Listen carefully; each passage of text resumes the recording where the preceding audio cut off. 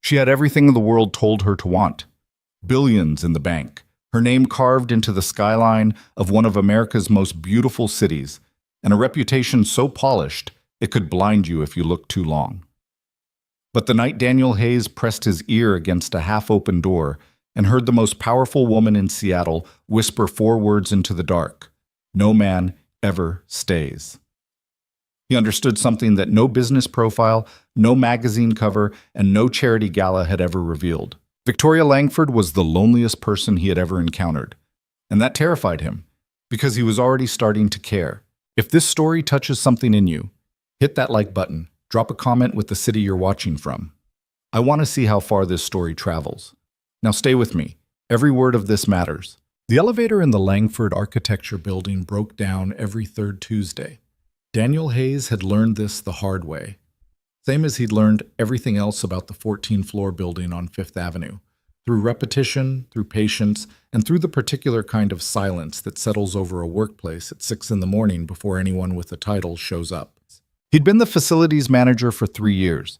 Before that, he was a general contractor who took too many jobs on credit and not enough jobs that actually paid. Before that, he was a husband. And before that, he was someone who believed things worked out if you were decent enough and worked hard enough and showed up when you said you would. He'd since revised that opinion. Daniel was 32 years old and looked maybe 36 on the mornings when Sophie had kept him up past midnight with a stomachache or a bad dream, which was about 4 nights out of every 7. His daughter was 7 years old and already suspicious of the world in ways that broke his heart a little every time he saw it. She had her mother's eyes, dark and searching, and his stubbornness, which meant she never let anything go without demanding an answer that satisfied her. He'd gotten full custody 8 months ago. The divorce had been final for 14. In the gap between those 2 dates lived a story he didn't tell people, mostly because telling it required him to admit things about himself that he wasn't proud of, that he'd missed too many dinners, that he'd treated his own marriage like a project he'd get back to when the urgent stuff was handled, that by the time he realized what was slipping away, it was already gone. Melissa hadn't been cruel about it. That was almost worse. She just looked at him across the kitchen table one November evening and said, "I've been waiting for you to show up for 2 years, Daniel. I'm tired of waiting," and filed the papers the following week. He didn't fight it. He should have, maybe, but he hadn't. And now Sophie slept in a twin bed in the second bedroom of his apartment in Beacon Hill, surrounded by drawings she'd taped to the wall, and Daniel woke up every morning at 5:15 to get her ready for school before his shift started at 7. He didn't complain about it. It was just his life, and his life was fine. Fine was a word he used a lot. The building had a particular rhythm he'd come to know like the back of his hand. Security came on at 6, Marcus usually, a retired cop from Tacoma who drank terrible gas station coffee and kept a photo of his grandkids taped to the desk.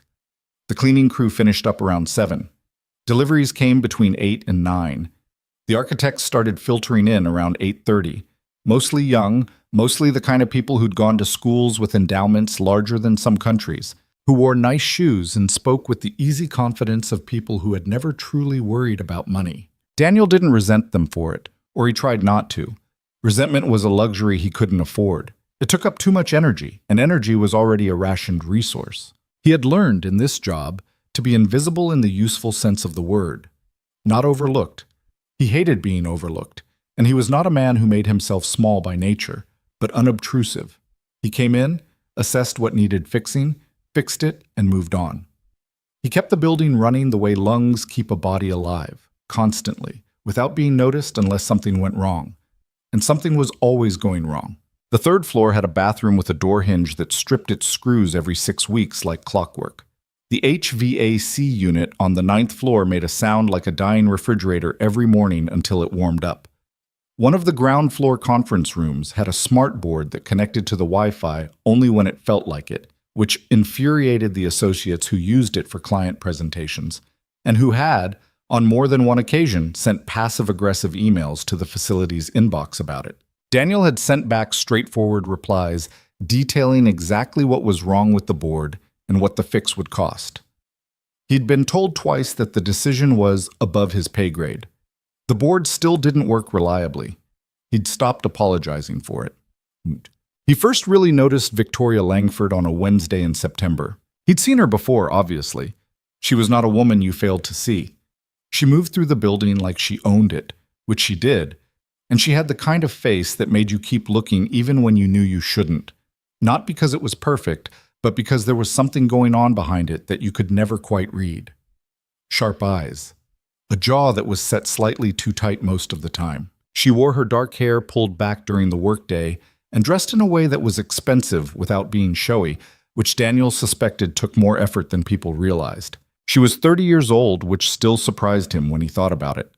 30 years old, and she'd already built a company that had designed the new wing of Harborview Medical Center, 3 public schools in underserved neighborhoods across King County, and a mixed-income housing development in the Central District that had won some architectural award he didn't know the name of but had seen written up in the Seattle Times. She gave 15% of the company's net revenue to a foundation she ran herself. She showed up to groundbreakings and didn't leave until she'd spoken to every person with a hard hat. He knew all of this the way you know things about someone you work for. Through overheard conversations, company newsletters, the things the other employees said when they thought no one important was listening. What he didn't know, until that Wednesday in September, was that she ate lunch alone in the third-floor break room at 1:45 p.m. every single day. Not in her office, not in a restaurant. In the break room, with a container of whatever she'd packed the night before, sitting at the table in the corner where the window looked out at the parking structure next door. He'd come in to replace a burned-out light above the sink. She was already there. She looked up when he entered, assessed the situation in about half a second, and went back to what she was doing, which appeared to be reading engineering specs while eating a container of cold noodles. "I'll be quick," Daniel said. "Take your time," she said, without looking up. He replaced the bulb. It took 4 minutes. She didn't speak again. Neither did he. When he was done, he gathered his things, and she glanced up briefly with a small, distracted nod, and that was that. He thought about it on the drive to pick up Sophie that afternoon. Not about her exactly, more about the noodles. The fact that she'd packed them herself. The fact that she was eating at 1:45 and not noon, which meant she'd probably skipped the noon window for something else. The fact that she was alone in the break room when there were 3 perfectly good restaurants within walking distance. It was none of his business. He filed it away and forgot about it. Mostly. The thing about working in a large building is that you see people in the unguarded moments, the moments between the moments that matter. He saw Marcus, the security guard, put down his terrible coffee and close his eyes for 10 seconds sometimes. Not sleeping, just resting, the way old men rest when they think no one's looking. He saw one of the senior architects, a man named Forsyth, who wore a different designer watch every week, sit in his car in the parking garage for 20 minutes some mornings before coming inside. He saw the receptionist cry quietly in a bathroom stall once, and then walk back to her desk and answer the phone with a voice that gave nothing away. People were carrying things. Everyone was always carrying things. That was one of the fundamental truths Daniel had arrived at in his 30s. Not as a revelation, just as a fact, the way gravity was a fact. What surprised him about Victoria Langford was how much she was carrying while making it look like she carried nothing at all. He started noticing it once he'd started noticing her, which felt like a slightly dangerous thing, so he tried to be clinical about it. Observational. The way he observed that the 4th floor plumbing was starting to corrode, or that the freight elevator needed its cables inspected. Just information. Just keeping track.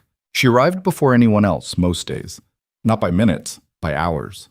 Her car, a dark blue sedan that was newer than it looked because she had the old plates, was usually in the lot by 6:30. She stayed later than her staff. He'd seen her office light burning past 9, past 10 on some nights, from the parking lot when he was leaving. She had no personal photographs on her desk. He'd been in her office 3 times to fix things. Once the heating vent, once a light socket, once to help move furniture when her office was being repainted, and there was nothing personal in it. Architectural drawings, reference books, 2 awards on a shelf that she'd turned slightly sideways like she wasn't sure she deserved them pointed straight on. But no pictures, no plants, nothing that said, "This is mine, this is home." He noticed the absence of it the way he noticed the absence of certain sounds. The particular quiet that meant something was wrong. It wasn't his business. He kept telling himself that. The Thursday night it all shifted was the first week of October. A storm had been threatening all day, the kind that Seattle builds up to slowly, the sky going gray by noon and greener by 3, wind picking up off the sound by 5 with a low pressure that made your ears feel wrong. The weather apps had been yelling since the morning. Half the staff had left early. Daniel stayed late because there was an issue with the fire suppression panel on the 11th floor that had been throwing a false alarm intermittently, and the fire inspection was in 3 weeks, and he was not going to explain to a building inspector why he hadn't dealt with it. He was in the mechanical room on the 11th floor with the panel open, tracing wiring when the storm finally broke. It broke hard. Rain on the windows like thrown gravel. Thunder rolling in from somewhere over the water. The building's old bones groaned slightly, the way old buildings do, and Daniel listened to it with the professional attention he gave all structural sounds, cataloging, assessing, deciding it was fine. He finished with the panel around 8:15. False alarm trigger was a loose wire in the sensor cluster, which took longer to locate than to fix. He packed up his tools and took the stairs down. The elevator after hours made him mildly uncomfortable, nothing he'd ever admit. And he was passing the 12th floor when he saw light under a door. Her office was on the 12th floor. He wasn't going to stop. He didn't need to stop. He was going home to relieve Mrs. Kowalski, his neighbor, who watched Sophie in the evenings for a rate that was too reasonable and that he supplemented with occasional help around her own apartment without making a thing of it. But there was a sound, low, quiet, the kind of sound a person makes when they're trying not to make any sound at all. He stopped at the door, stood there like an idiot for a moment. The professional thing to do was keep walking.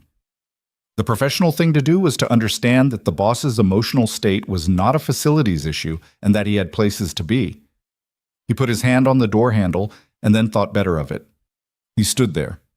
And then, through the door, barely audible under the rain, he heard her voice. Not on the phone, not addressing anyone, just speaking into the room to herself, with a particular kind of flatness that wasn't flat at all. That was the sound of someone who had repeated something so many times it had worn smooth. 4 words. No man ever stays. The silence after them was so complete that Daniel could hear the rain hitting the window inside the office. He took his hand off the door handle. He stood in the hallway for another few seconds. Then he walked to the stairwell and went down to the lobby and out to his car in the parking lot, where he sat for a minute with the engine off and rain hammering the roof. He had a 7-year-old at home who needed dinner. He started the car and drove, but he didn't sleep well that night. Sophie had been fine. Good dinner, bath, 2 chapters of a book about a girl who discovered a dragon living under her elementary school, lights out by 8:30, sound asleep by 8:40 because she fought sleep like it was a personal insult and then surrendered to it instantly.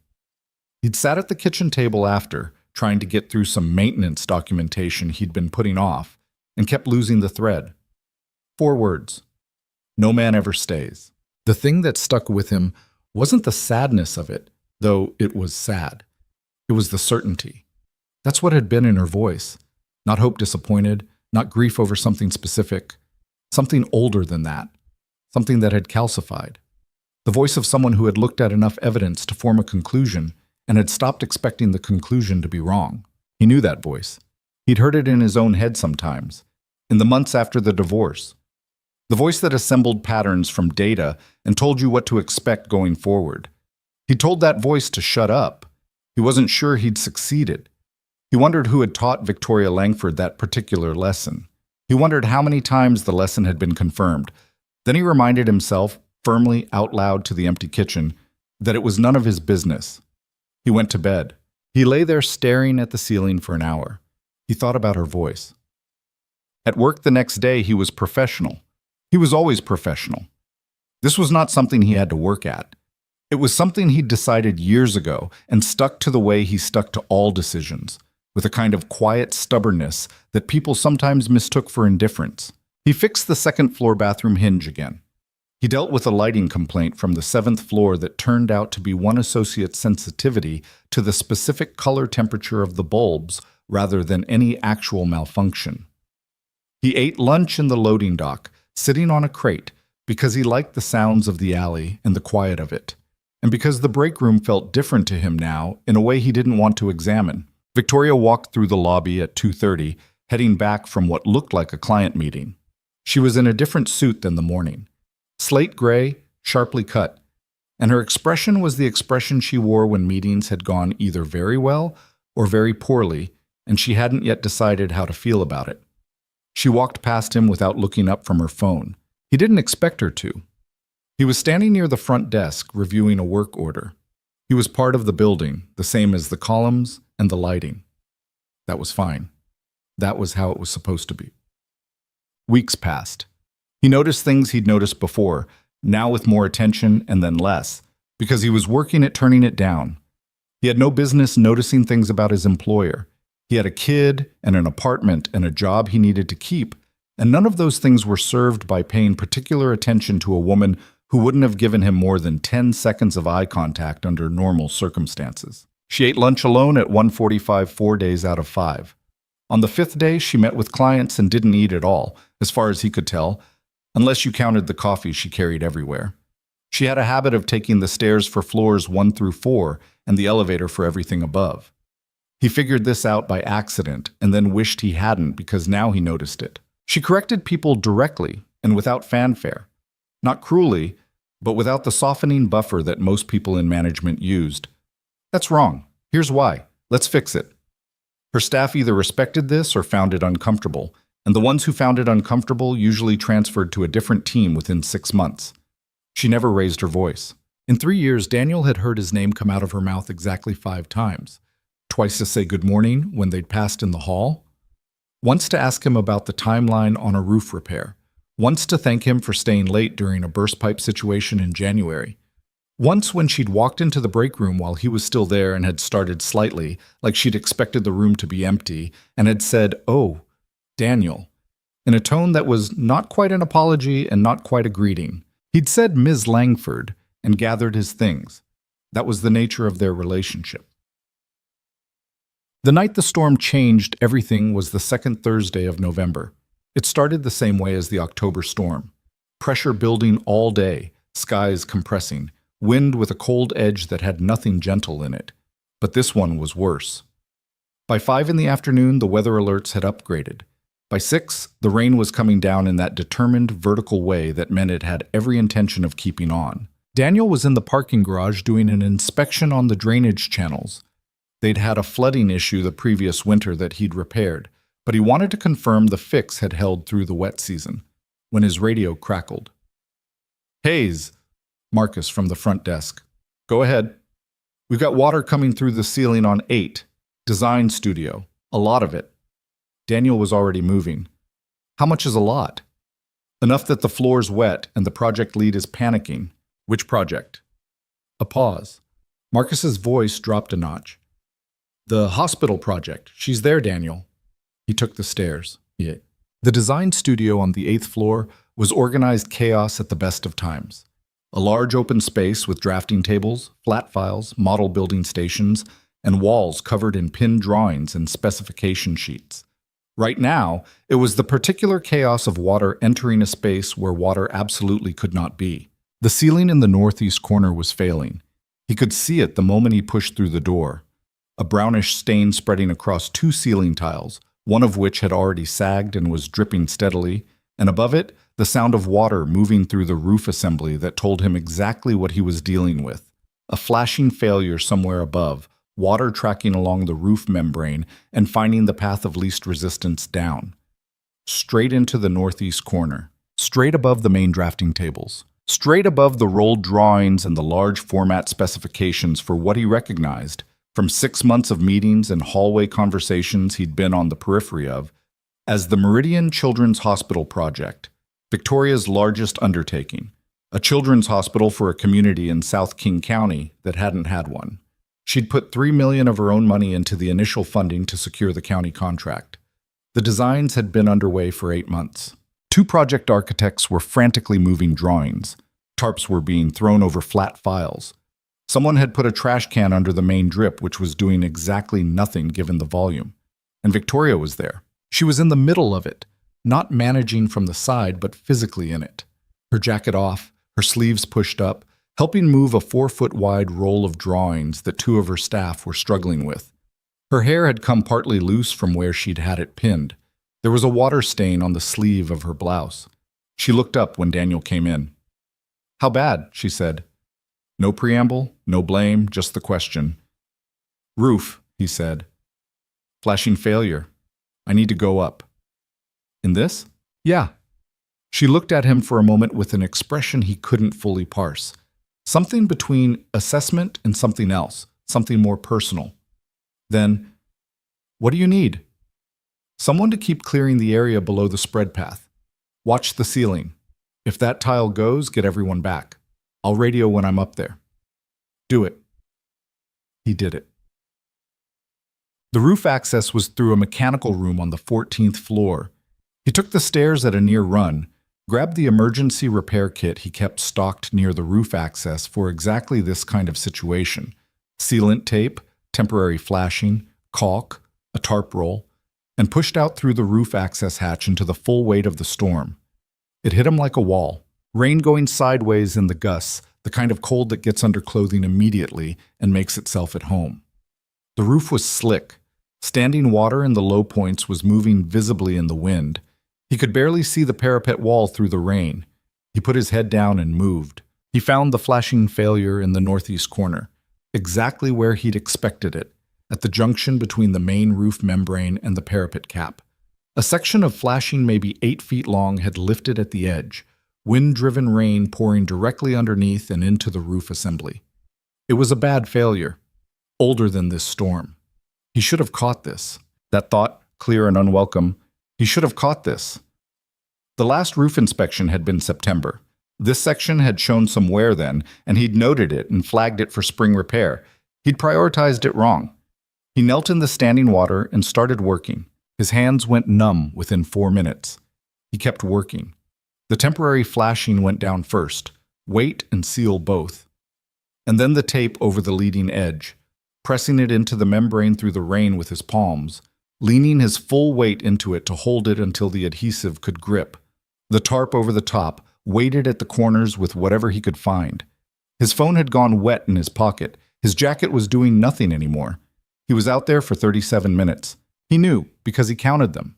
Not intentionally, but because there was a sound rhythm to the work and the storm that he found himself using to stay focused. The kind of focus that shuts out cold and wet and everything else except the sequence of tasks. When he finally came back through the hatch, the mechanical room felt like a different planet. He stood there for a moment, dripped on the floor. His hands were shaking slightly from the cold. Then he picked up his radio. "Hayes to front desk." "Marcus, go ahead." "Roof secured, temporary fix. Someone needs to track the ceiling on 8. The water should stop tracking within 15 minutes if the membrane holds. I'll want to get a contractor up there for permanent repair once the storm clears." "Copy that." "Ms. Langford says to come to the 8th floor." He went. The studio had been mostly cleared. The drawings were covered, the flat files secured, the trash can replaced with an actual bucket. The ceiling was still dripping, but the spread had stopped. 2 of the architects were sitting at a table on the far side of the room, talking quietly. The rest had left. Victoria was standing near the window. She'd put her jacket back on. Her hair was still partly loose. She turned when he came in. He was aware acutely of how he looked. Completely soaked. Hair flattened, jacket dark with water. The kind of appearance that in any professional context would be mildly mortifying. She looked at him. The expression on her face was not what he expected. He expected the assessment she usually wore, the quick calculation of a woman who processed information fast and moved on to the next thing. The polite thanks and the dismissal. What she looked at him with was something quieter than that, something that landed differently. It was the look of someone who had watched a person do something that confirmed a thing they hadn't been sure was still possible in the world. "The drawings are okay," she said. "Good. The flashing, temporary fix. It'll hold through the storm. I'll get someone up there for a permanent repair. I should have..." He stopped, started again. "I flagged that section in September. I should have moved it up in the priority schedule." She shook her head, just slightly. "Don't do that." "I'm not wrong." "You're not wrong," she agreed.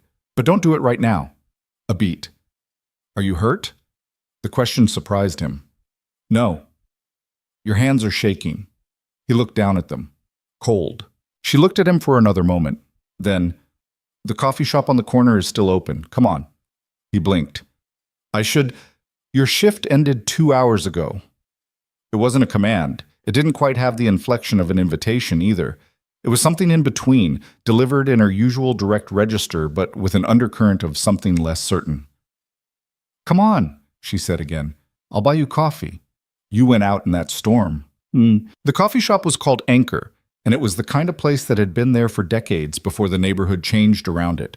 Mismatched chairs, handwritten specials board, the smell of old wood and good coffee and something baked. It was mostly empty at that hour. Rain streaked the windows. The light inside was warm and a little low, and it made everything look like an old photograph. Victoria ordered 2 coffees without asking him what he wanted, which should have been presumptuous and somehow wasn't, possibly because she'd gotten it right without asking. Black for herself, which he'd expected, and for him a drip coffee with room, which he'd been about to say. He didn't comment on it. They sat across from each other at a table by the window. She curled her hands around her mug. He did the same. Outside, the storm moved through the city with its indifferent force. The first few minutes were quiet, not uncomfortable, which surprised him. He'd expected it to be awkward. The specific awkwardness of 2 people who operated in the same building on different floors of the hierarchy, sitting across a table from each other with no professional agenda to hide behind. But the quiet was the kind that doesn't require filling. She was the one who spoke first. How long have you been doing this kind of work? Facilities, 3 years here. Before that, contracting, about 8 years total. You like it? It wasn't quite a question. He considered it anyway. Yeah, I like fixing things. I like understanding how systems work, plumbing, electrical, HVAC, all of it. There's a logic to it. Things fail for reasons. Find the reason, fix the thing. It makes sense. He paused. Not everything makes sense. She looked at him over her mug. No, it doesn't. Another beat of quiet. The hospital project, he said. How long until the drawings are needed? County review is in 6 weeks. We're close, but... She stopped. We're close. He nodded. The drawings were okay. You got everything covered in time. Because you went up on the roof. He shrugged. It's the job. It isn't, though. She wasn't challenging him, just correcting the record. In that way she had. It isn't specifically the job. You could have assessed, determined it was too dangerous in current conditions and waited. That would have been reasonable. The drawings would have been destroyed. The drawings could be redrawn. 8 months of work. She looked at him steadily. I know. Why did you go up? He thought about it, genuinely. Because it was fixable, and because the window was closing on fixing it. He set down his mug. I don't like it when things get destroyed because no one moved fast enough. Something crossed her face. He didn't catch all of it. Neither do I, she said. He told her about Sophie that night. Not the whole story, but the shape of it. Single father, 7 years old, currently sleeping at the neighbor's probably. Smart in the way that made parenting her simultaneously wonderful and exhausting. He mentioned the divorce briefly, the way you mention a scar. It's there. It's visible. It's healed enough that pointing it out doesn't hurt you, but you acknowledge it's part of the landscape. I made a lot of mistakes, he said, not apologizing for it, just stating it. I thought I could do everything. Work, marriage, everything. I thought if I kept moving fast enough, everything would hold together. He looked at his coffee. Things don't hold together because you're moving fast. I know that now. Victoria was quiet for a moment. What do you know now? She asked. That you didn't before. He thought about it. That being present isn't the same as being there. I was there. In the house, in the life. I showed up. But being present, actually paying attention to what's in front of you instead of what's next on the list, that's different. That's harder. He paused. I'm trying to get better at it. She was looking at the window. The rain was thinning. People usually say that, she said carefully, that they've changed, that they've learned, that they know what they did wrong. She turned back to him. It's easy to say. Yeah, he said. It is. He didn't add anything to it. He didn't justify or defend, just confirmed it and let it sit there. She looked at him with an expression that was hard to name, like she'd been expecting something other than agreement. What made you think to come to the break room that day? She asked. September, the light. Burned out bulb. A small pause. That's all? That's all. He studied her. Why? She shook her head slightly. Nothing, just another pause. Nobody comes in when I'm in there. They see the light on and they come back later. I've noticed. The way she said it was flat, informational, but the information underneath it was something else entirely. Daniel thought about what to say and decided to say the truth. I needed to fix the light, he said. You being in there didn't change that. She looked at him for a moment. No, she said slowly. I suppose it didn't,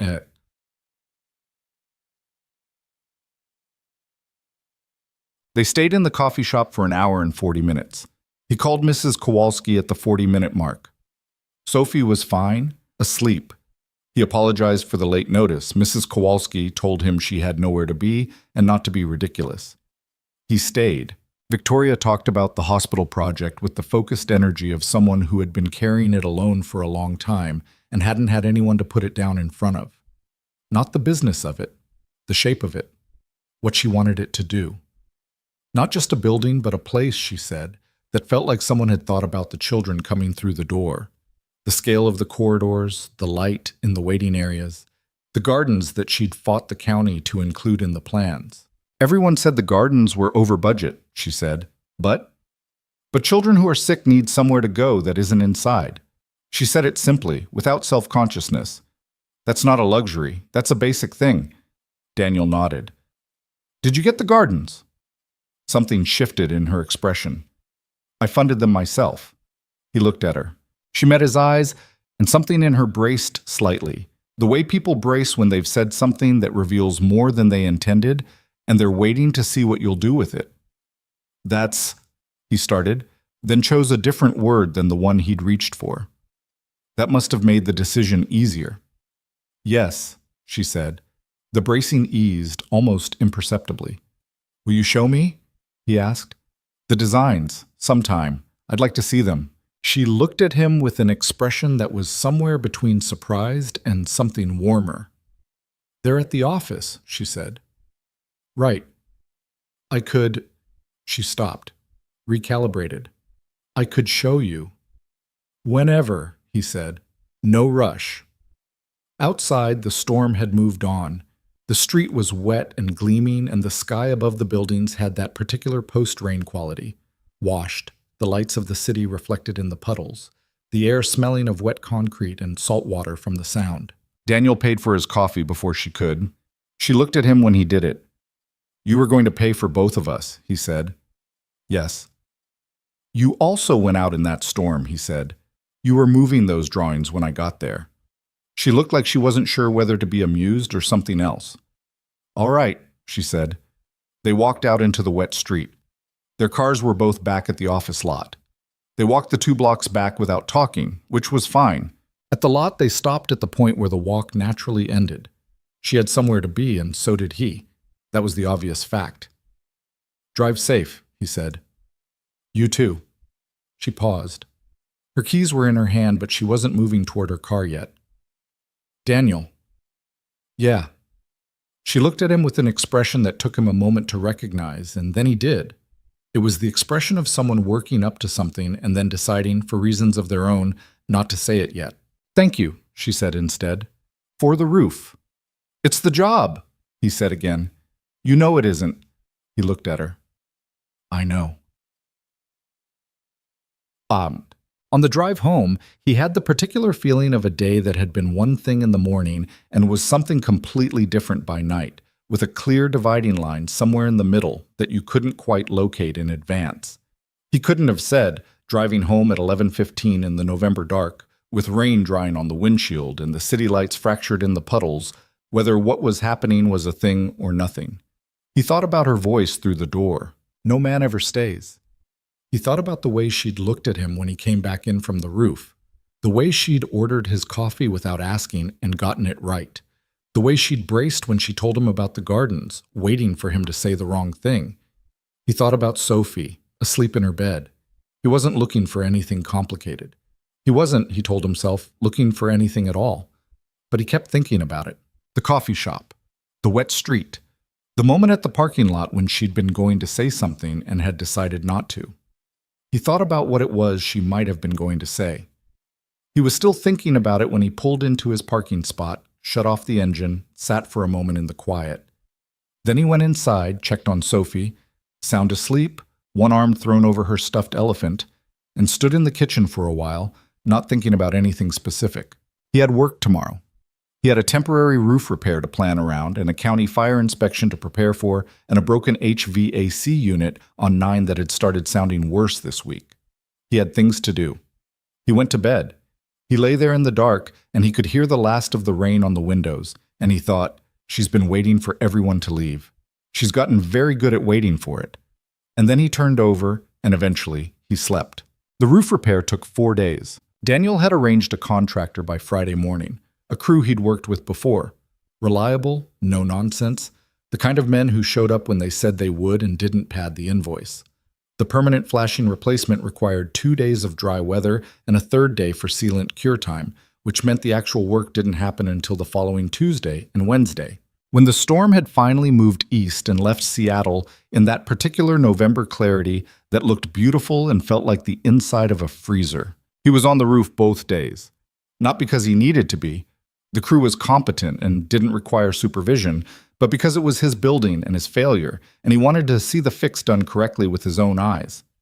The lead contractor, a man named Garrett, who had a gray beard and the hands of someone who'd worked outdoors for 30 years, didn't comment on Daniel's presence. They worked alongside each other in companionable silence and drank bad thermos coffee at the breaks. And by Wednesday afternoon, the flashing was done right, properly, in a way that would hold through another 5 winters without question. Standing on the roof in the cold afternoon light, looking out at the city, the sound gray and flat in the distance, the buildings catching the low sun at angles that made them look briefly like something worth painting, Daniel felt the specific satisfaction of a fixed thing. Not pride exactly, something quieter, the satisfaction of a problem that had been made right. He did the paperwork on the repair that evening, sitting at his desk in the small facilities office on the second floor that smelled permanently of machine oil and old coffee. He noted the inspection failure in his own records, flagged, deprioritized, should have been escalated, and updated the maintenance schedule. He was not a man who softened his own mistakes in documentation. The record was accurate or it was useless. He submitted the incident report to Victoria's office through the standard channel. A written summary, the contractor invoice, the updated maintenance protocol. He expected no response. That was how it usually went. The report went in, got filed somewhere, and the world moved on. The next morning, there was an email in his inbox from her. Not from her assistant. From her direct address, which he'd never received a message from before. It read, "The report was thorough. Thank you for the protocol update. VL. 8 words. A period. 2 initials." He read it twice. Closed his email, went about his day. But the thing was, and he recognized this was perhaps not the most useful development in his life, he could hear her voice in the 8 words, the particular cadence of her directness. The report was thorough, not good job or great work. Thorough. Accurate. She said the precise thing she meant, always, and nothing surrounding it. He was starting to understand how she talked. That was either harmless or it was a problem, and he hadn't decided which yet. He decided to call it harmless and move on. He was not fully convincing himself.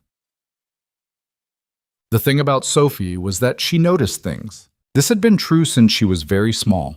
Melissa used to say their daughter had been born already paying attention, already taking inventory of the world around her with those dark, assessing eyes. As a toddler, she'd been the child at the playground who watched the other kids before joining, mapping the social landscape before committing to it.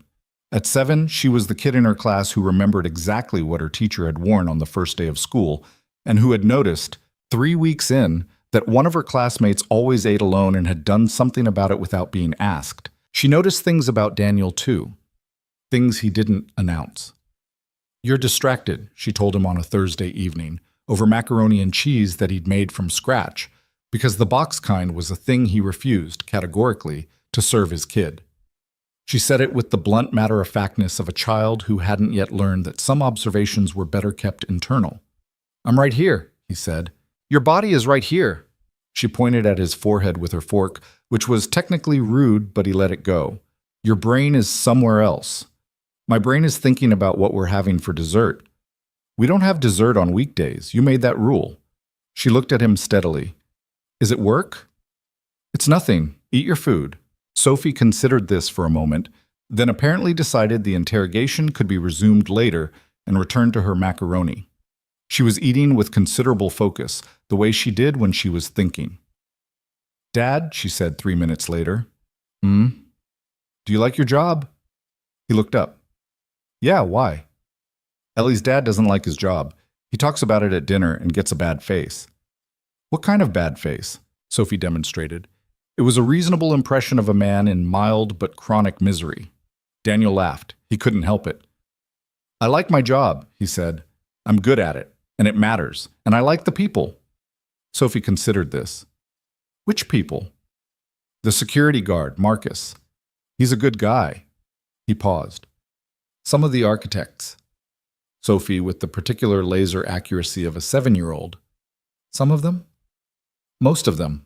What about the boss lady? Ellie's mom says she's on the news sometimes. He kept his face neutral. He'd had years of practice with Sophie-related poker faces. She's, he chose a word carefully, competent. Sophie appeared to find this an unsatisfying answer, but didn't push it. She finished her dinner. They did homework. He read to her. They argued mildly about bedtime. She lost. And by 8:45, the apartment was quiet. He did the dishes and thought about the word he'd chosen. Competent. Like describing the ocean as wet. He saw Victoria the next morning in the hallway on the 4th floor. He was coming from the stairwell. She was coming from a meeting room. Still in conversation with 2 architects, speaking quickly about something structural, her hands moving in the abbreviated gestures she used when she was 3 steps ahead of the conversation and trying to wait for it to catch up. They passed each other. She registered him, a small specific shift in her expression, something that wasn't quite the neutral acknowledgement she'd give anyone in the hallway. Then she was past him, the conversation continuing, and he kept moving. That small shift. He'd probably imagined it. He kept moving. What happened over the next several weeks was nothing dramatic. He recognized this, in retrospect, as the quiet part. The slow accumulation of small things that don't look significant individually and only reveal their weight when you add them up. She started stopping by the facilities office. Not every day. Not even every week at first. But occasionally, in the middle of a morning or late in an afternoon, she'd appear in the doorway with a question about a building system or a maintenance issue, and he'd answer it, and she'd stand there for a moment longer than the question required, and then she'd leave. The questions were legitimate. That was the thing. They were real questions.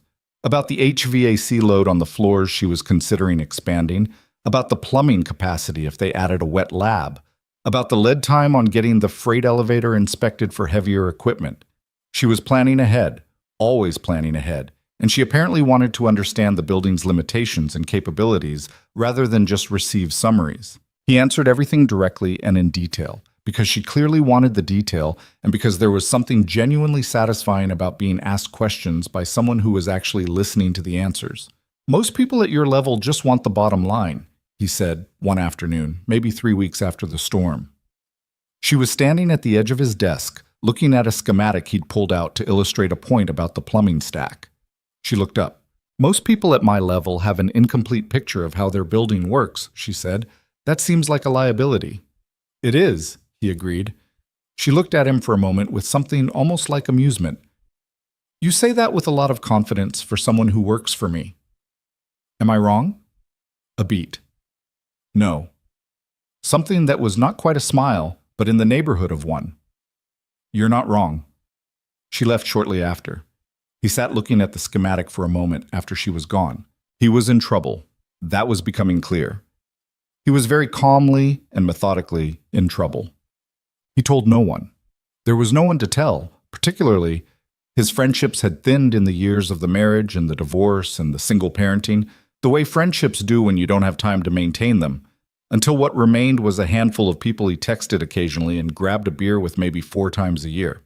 His best friend from his contracting days, a man named Ruben, who now lived in Portland and had 3 kids of his own, would have had something to say about it. Probably something accurate and slightly uncomfortable. He didn't call Reuben. He also didn't do anything. There was nothing to do. She was his employer. She was Victoria Langford, who had her name on a building and on a foundation and in the business section of the newspaper. He was the man who replaced the ceiling tiles. These were facts, and facts were the frame that situations existed inside of. He focused on his work.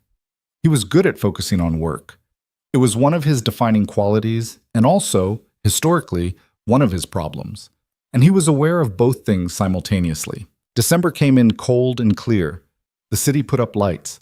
Sophie's school had a winter concert that he attended in a folding chair in a gymnasium that smelled of sneakers and pine branches, and watched his daughter stand in the second row of the second grade choir, not quite singing in the right key, but with absolute commitment, an expression of fierce concentration that made his chest do the thing it did sometimes. That sudden expansion of feeling that didn't have a clean name. He took pictures.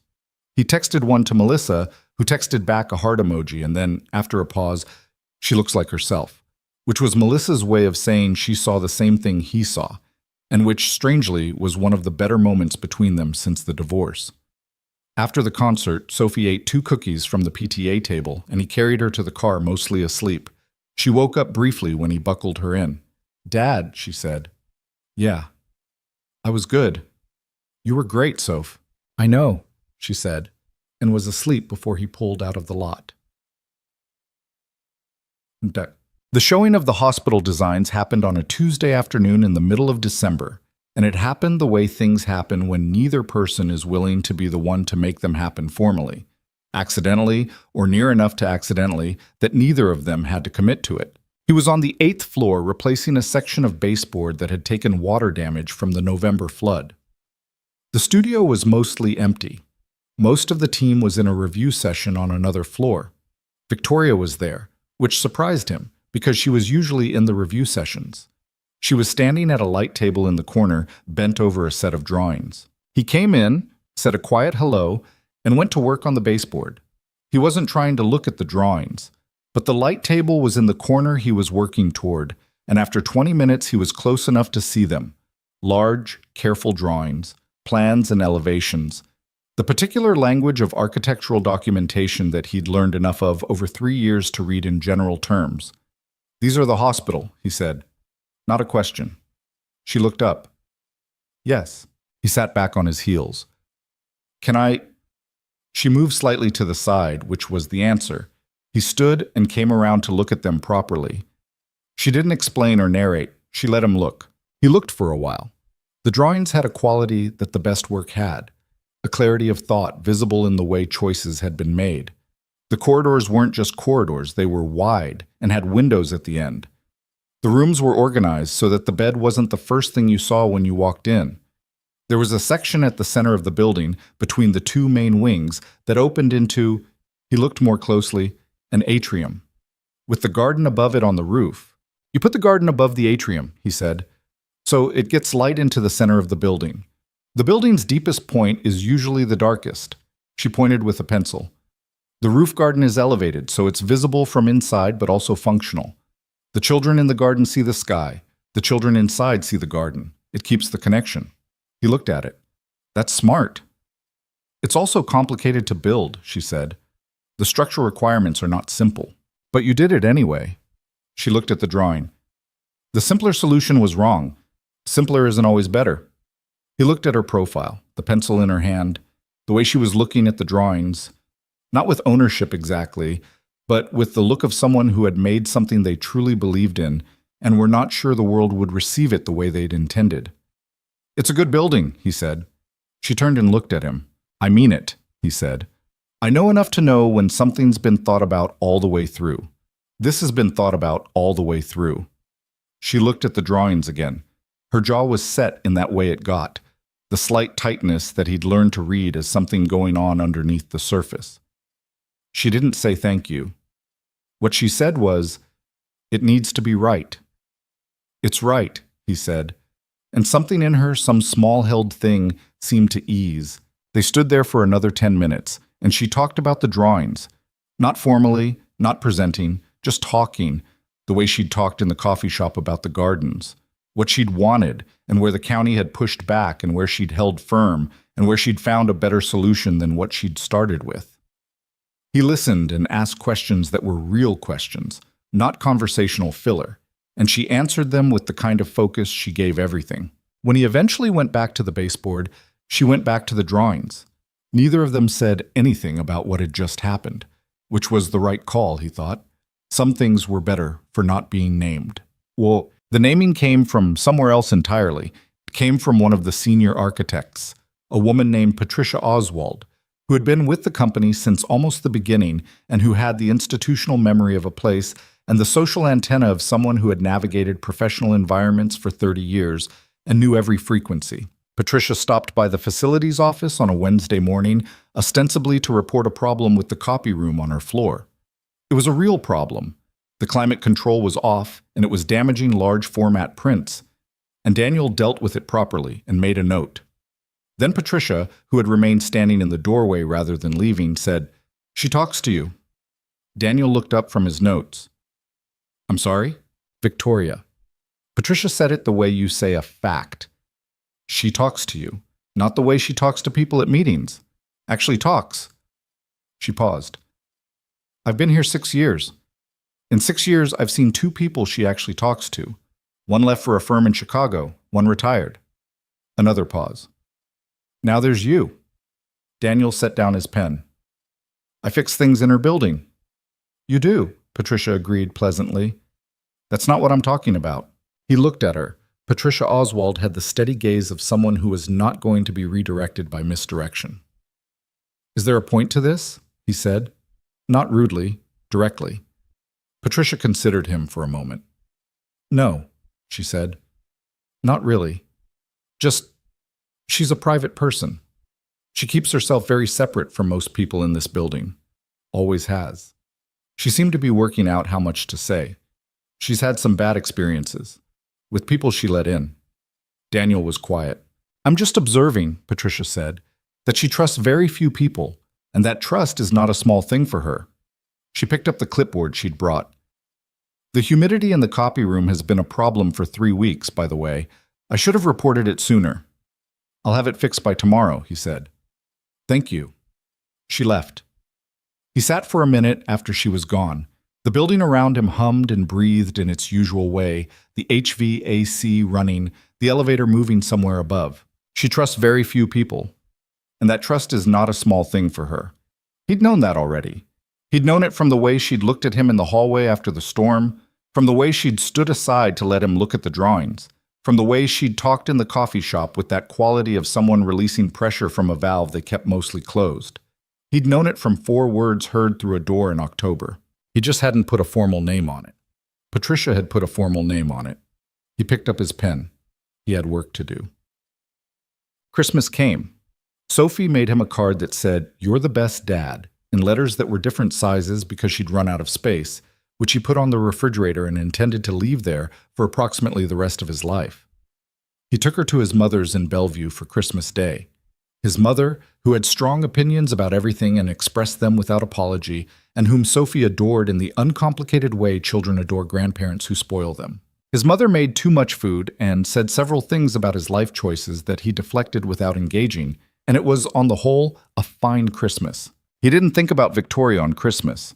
He thought about her on the 27th, when he went back to work and the building was still in that post-holiday half-life, half the staff on vacation, the office quiet in a way that made it feel larger. He thought about her because her car was in the lot. Everyone else had taken the week off. She was here. He went to his office and did some administrative work he'd been putting off. The annual equipment inventory, the maintenance schedule for Q1, the HVAC service contract renewal. At 11, he went to fix a lighting issue on the 6th floor. On the way back, he passed the break room on the 3rd floor, and she was there, at the corner table with a container of food he assumed she'd made and a set of drawings he recognized from the hospital project. She looked up when he passed the open door. He stopped. "You're here," he said, stating a fact. "I'm always here," she said, which was so nearly true it wasn't really an exaggeration. He stood in the doorway for a moment. "Have you eaten today, besides that?" She looked down at the container as if checking. "Yes." Earlier. He doubted this. He had no basis for doubting it other than the way she said it, which was the way you said a true enough thing that you didn't want examined. "There's a diner 2 blocks over that's open," he said. "I was going to get lunch." She looked at him. "I'm asking if you want to get lunch," he said, because she'd looked at him like she needed it spelled out, and he was becoming less interested in dancing around things. A pause, long enough that he thought she was going to say no. "I need 20 minutes to finish this section," she said. "I'll meet you in the lobby." He went back to his office and sat there for 15 minutes thinking about what he was doing, which he could not fully characterize. Then he went down to the lobby. She came down 18 minutes later, still in her work clothes, dark slacks, a gray sweater, with her coat over her arm and the expression she wore when she'd made a decision she wasn't second-guessing. The diner was the kind of place that existed in a bubble outside of time, all vinyl booths and laminated menus and coffee that came in ceramic mugs whether you wanted it or not. It was warm inside and smelled of eggs and griddle and old coffee. They took a booth by the window. The waitress, a woman in her 50s named, according to her tag, Dot, who did not appear particularly impressed by either of them, came by, took their order with minimal ceremony, and left.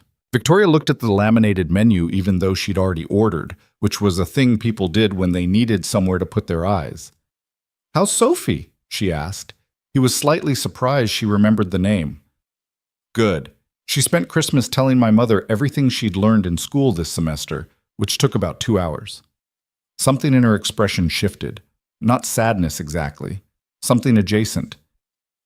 "She sounds like a specific kind of person." "Yeah." He considered it. "She's more herself than most adults I know. She hasn't figured out yet that you're supposed to temper it." "Maybe she won't." "Maybe." He looked at her. "Did you grow up in Seattle?" A slight pause. The question was direct, personal, further into the territory they'd been edging towards since the coffee shop. He saw her note the shift. "Outside Tacoma," she said. "We moved to Seattle when I was 14. "We?" "My family." The word was careful. He noticed the carefulness. "Siblings?" She wrapped her hands around her coffee mug. Outside the window, the city moved in its post-Christmas quiet. "A brother, Mason. He's 24. She paused. "He lives outside Tacoma, actually. The house we grew up in." "Does he work there?" Another pause with more weight in it. "No, he doesn't work. He was in an accident 6 years ago." Her voice was level. The levelness was the kind that takes practice. "He's in a wheelchair." Daniel was quiet for a moment. "I'm sorry." "It was a bad year," she said, in a tone that somehow compressed an entire period of her life into 4 words, and made it clear that she was not going to elaborate on it right now, maybe ever. He didn't push. He understood things not being pushed. "Do you see him a lot?" he asked. "Every 2 weeks? Sometimes more." She looked at her coffee. "He's good. He's actually good. He watches a lot of basketball, and he's been learning woodworking, which involves a lot of machinery he shouldn't probably be using." Something shifted in her face when she talked about her brother. The control eased, the way it eases when you're talking about someone you love without complication. "He made me a shelf. Slightly crooked." "Did you tell him?" "Yes." "What did he say?" "He said I could put it back in the truck." She said it straight-faced, but there was something underneath it, the specific warm exasperation of a sibling relationship. Daniel laughed. She looked at him, and the almost smile appeared again, genuine this time. "I kept it," she said. "Of course you did." The food came. Dot placed it without commentary and refilled their coffee unprompted and left. They ate. They talked. It was easier than it had any right to be, which he was choosing not to examine too closely. She asked about his contracting years, and he told her about some of it. The years when he was building things and felt like it meant something. The years when the economy took a turn and he was doing whatever kept the lights on. The specific job that had led him to facilities management. A 4-month contract at a commercial building in Bellevue where he'd realized he liked the systems work better than the project work. She listened the way she listened to everything, with real attention, the kind that made you want to say true things. "You could have stayed in contracting," she said. "Why facilities?" He thought about it honestly. "Because a building is a long-term relationship," he said. "Contracting, you go in, do the work, leave, You never know how it holds up. You don't stay. He paused. I wanted to stay somewhere long enough to see what happened. She was looking at him with an expression he was getting better at reading. This one had layers he couldn't fully sort. She put them away after a moment. I have a contractor like that, she said, for the hospital project. He keeps trying to shortcut things and tell me I won't be able to tell the difference in 5 years. Will you? Yes, she said, with absolute certainty. Tell him to get it right or find someone else. I have, she said. Twice. She looked out the window. He's the third contractor on the project. The county has opinions about the timeline. The county can have opinions about a lot of things. Yes, she said, dry. They can. She looked back at him. I told them the same thing you just said, essentially. How did that go? About how you'd expect. He smiled. She noticed it and looked slightly pleased that it had landed. They walked back to the building in the December cold, their breath visible in the air, the city carrying that particular between the holidays quality of a place that had exhaled and hadn't breathed back in yet. At the lobby doors, she stopped. Daniel. She was using his first name more easily now. He'd noticed. Can I ask you something? Yeah. She seemed to be deciding how to frame it. When we talked in the coffee shop, after the storm, you said you made mistakes in your marriage. She looked at him directly. What did you actually do wrong? Not the summary version. He held the door for a moment, thinking. People passed them on the sidewalk, indifferent. I treated everything like a problem to be solved, he said finally, including my wife, including my marriage. I was always fixing things, managing things, optimizing. I thought if I got all the variables right, the result would be right. I didn't understand that people aren't variables. A marriage isn't a project. He paused. I was there, but I wasn't listening. There's a difference.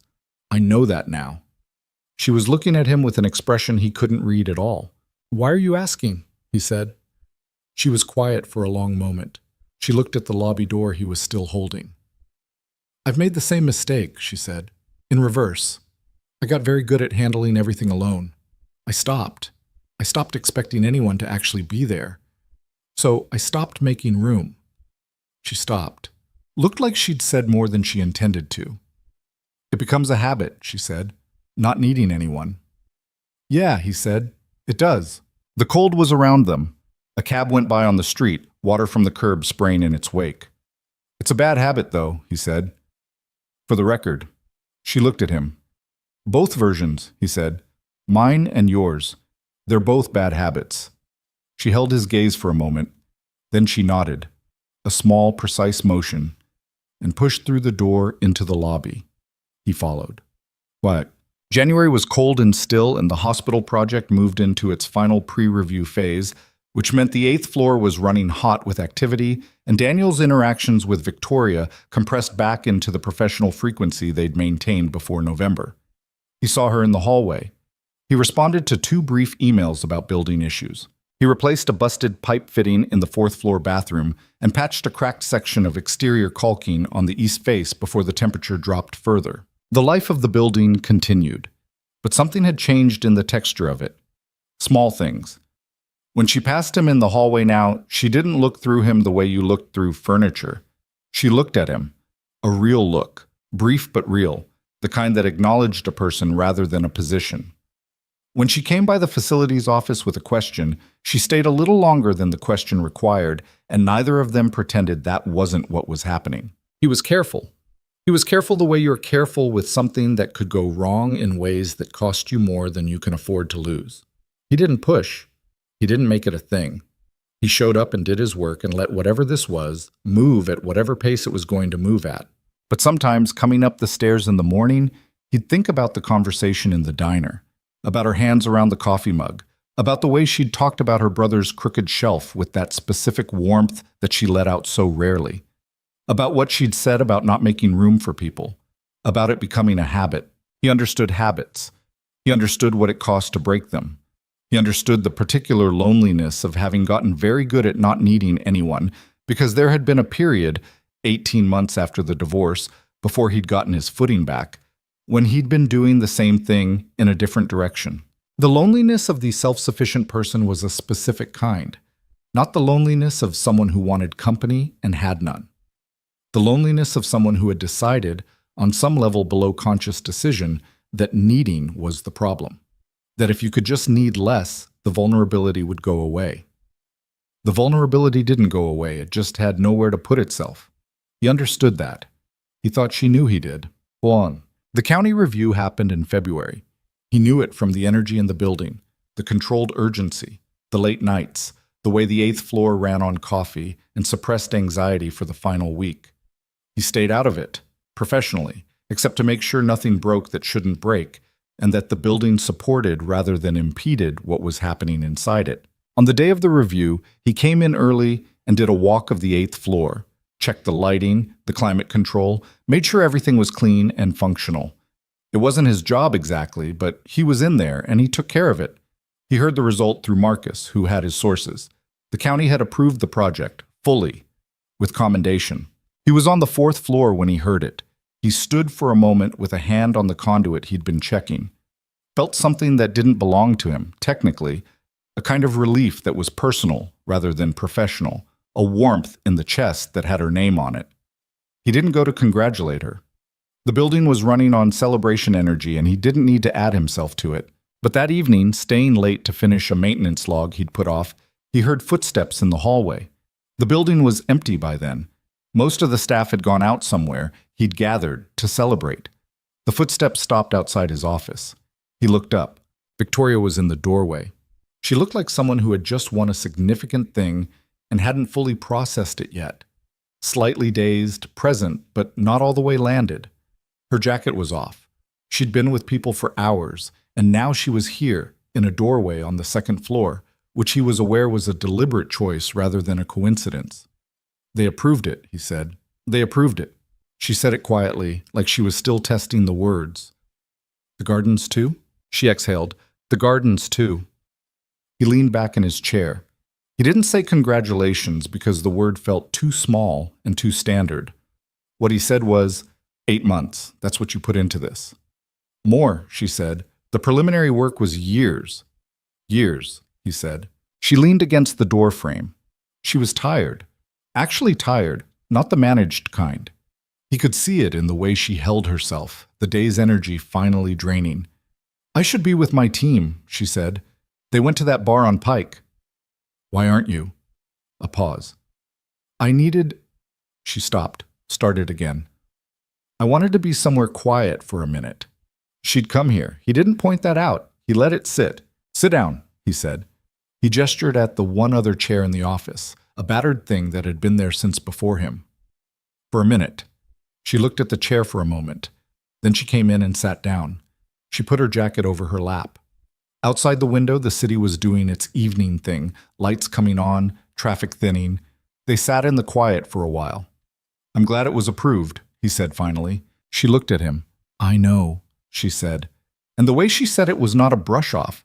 It was an acknowledgement that she knew he meant it, that it wasn't a thing he was saying, that he actually understood what this was. She could tell the difference. He was learning. She always could. The children are going to have a good building, he said. She looked out the window. Her jaw did the thing it did sometimes, setting slightly, tightening, but this time he thought it wasn't control. He thought it was the effort of feeling something this much. Yeah, she said. Her voice was slightly different. They are. They stayed there for another 20 minutes. They talked about small things, the building, Sophie, a news item about something downtown. They didn't talk about the big thing sitting in the room, which was that this was the 4th time they'd sat somewhere like this, in some configuration of quiet and honesty, and each time it had been more than the one before it. When she stood to leave, she paused at the door again. I told Mason about you, she said. Casual, nearly. The way you say something casual when it isn't. Daniel looked at her. What did you tell him? That there's a man at work who went on the roof in a storm.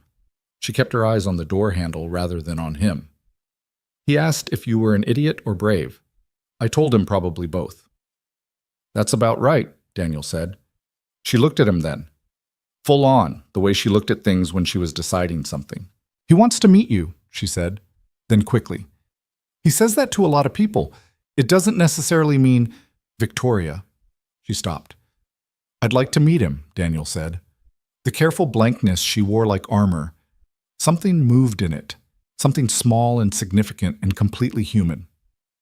Okay, she said, not enthusiastically, not with performance, just the word, landing like something she'd been holding and finally put down. She left. Daniel sat in his office for a long time after that, in the quiet of the empty building, while outside the city moved on toward night. The drive to Tacoma happened on a Saturday in the middle of March. It had taken 3 weeks from the night in the office. 3 weeks of the usual life getting in the way of the unusual thing, which was how it always went. Sophie had caught a cold that turned into an ear infection that turned into a week of antibiotics and interrupted sleep and a school nurse calling him at work twice. The building had a crisis with the fire suppression system that was not a false alarm this time, but a genuine malfunction that took 4 days to diagnose and 2 more to fix properly. Victoria had been in back-to-back project meetings for most of February, the hospital approval having unlocked the next phase of work, which meant a different kind of pressure, a different kind of exhaustion. They'd talked when they talked and not when they didn't, and Daniel had been patient with that in the way he was patient with most things that required patience. Not without difficulty, but without making the difficulty visible. The Saturday came because Sophie had a sleepover at her friend Ellie's house, which Sophie had been lobbying for since January, and which Daniel had finally agreed to after Ellie's mother, a woman named Carol, who was competent and kind and had a dog that Sophie was obsessed with, had called him directly to discuss logistics. Sophie packed her bag with the seriousness of someone preparing for an expedition and left Friday evening without looking back, which was both the desired outcome and, somehow, slightly deflating. He texted Victoria that evening. Sophie's at a friend's tomorrow. I'm free most of the day if the Tacoma trip still works. She replied 12 minutes later. I'll pick you up at 10.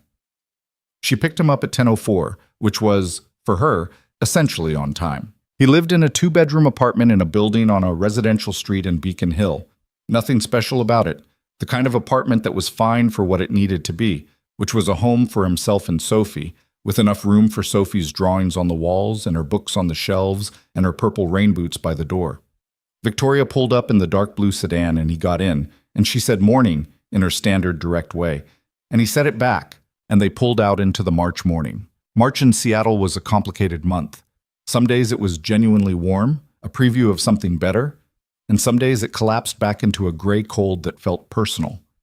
This day was in the middle, overcast but dry, the light flat and even, the kind of day that didn't make promises. The drive south on I-5 took about 45 minutes with light Saturday traffic. They talked in the car the way they'd gotten used to talking, not continuously, but in the way of people who had learned each other's silences and weren't threatened by them. She told him a little about the hospital's next phase, construction documents, contractor bidding, the enormous logistical machinery that would need to move to turn drawings into an actual building. She talked about it with a kind of focused energy that was different from the relief of approval. This was the part she found harder, she said, the part where the design was finished and the work of making it real began. And control began to distribute outward to 100 people and systems she couldn't manage the way she could manage her own team. You let go of it, he said. I'm working on it. She said it the way she said things she knew were true and didn't enjoy. It's a good building. It's going to be okay. You don't know that. I know you designed it right, he said. The rest is contractors and weather and luck. You can't control any of that. She glanced sideways at him. That's not comforting. I know. It's still true. She was quiet for a moment. You have a very specific way of being unhelpful that is somehow still helpful. I've been told that before, he said. She almost smiled. He'd gotten better at seeing the almost. The house was on a street that had the quality of a place that had been working class once and was still working class without the self-consciousness that came with neighborhoods that were in the process of changing. Small houses on modest lots, most of them well-maintained, some of them better than others. The blue house, and it was genuinely blue, the kind of particular pale blue that suggested someone had chosen it deliberately, and it had been a good choice, sat at the end of a cul-de-sac with a concrete ramp installed at the front walk, a ramp that had been there long enough to be part of the house rather than an addition to it. Victoria pulled into the driveway and sat for a moment after she turned off the engine. He knows you're coming, she said. He was up early. That's good. He gets nervous. He doesn't like to admit it. She said it the way she said things about her brother, with that particular warmth that came from knowing someone completely. If he's being loud, he's comfortable. If he's being quiet, give him a few minutes. Okay. She looked at the house. Something moved across her face that he didn't try to categorize. Too many things in it at once. Then she got out of the car, and he followed. The front door opened before they reached it. Mason Langford was 24 and looked like his sister, the way a rough draft looks like a final version. Similar features, the same dark eyes, but his face had more openness in it, less of the careful architecture that Victoria used to keep the world at a managed distance. He was in a manual wheelchair, a thing Daniel absorbed and moved past in about half a second, and he was wearing a flannel shirt with a small stain on the cuff, and the expression of someone trying to look like they weren't pleased when they absolutely were. "You're the roof guy," Mason said. "I'm the roof guy," Daniel agreed. She said probably an idiot or brave. She said I said probably both, Victoria said, coming up behind Daniel. Whatever. Mason reversed the chair to let them in. "Come in. I made coffee and it's bad, but it's hot." The inside of the house was the inside of a house that had been lived in for a long time by people who'd actually lived. Not decorated, but inhabited. There were bookshelves that had too many books, a couch with a blanket on it that looked like it had been there since winter, and the kitchen table had the particular surface texture of a table where things happened, where mail piled up and meals were eaten and projects started. One wall of the living room had a workbench along it, heavy, solid, with a woodworking vise at one end and a rack of hand tools above it, shavings on the floor that hadn't been fully swept, a half-finished something on the bench, wooden, curved, not yet identifiable. Daniel looked at it. "What are you building?" Mason rolled to the bench. "A box, theoretically." He looked at the piece critically. "It's fighting me." "What's the wood?" "Walnut. It's probably too hard for where I'm at skill-wise, but the guy at the lumberyard said it was a good choice, and I believed him, which was stupid." "Walnut's unforgiving," Daniel agreed, looking at the piece. He could see the problem. The joinery at one corner was fighting the grain, trying to work against how the wood wanted to move. "You've got the joint going against the grain here." Mason looked at him, then at the piece. "Yeah?" "Yeah. Here." He stopped himself. "Do you mind if I—" "Go ahead." Daniel picked up the piece. It had good weight.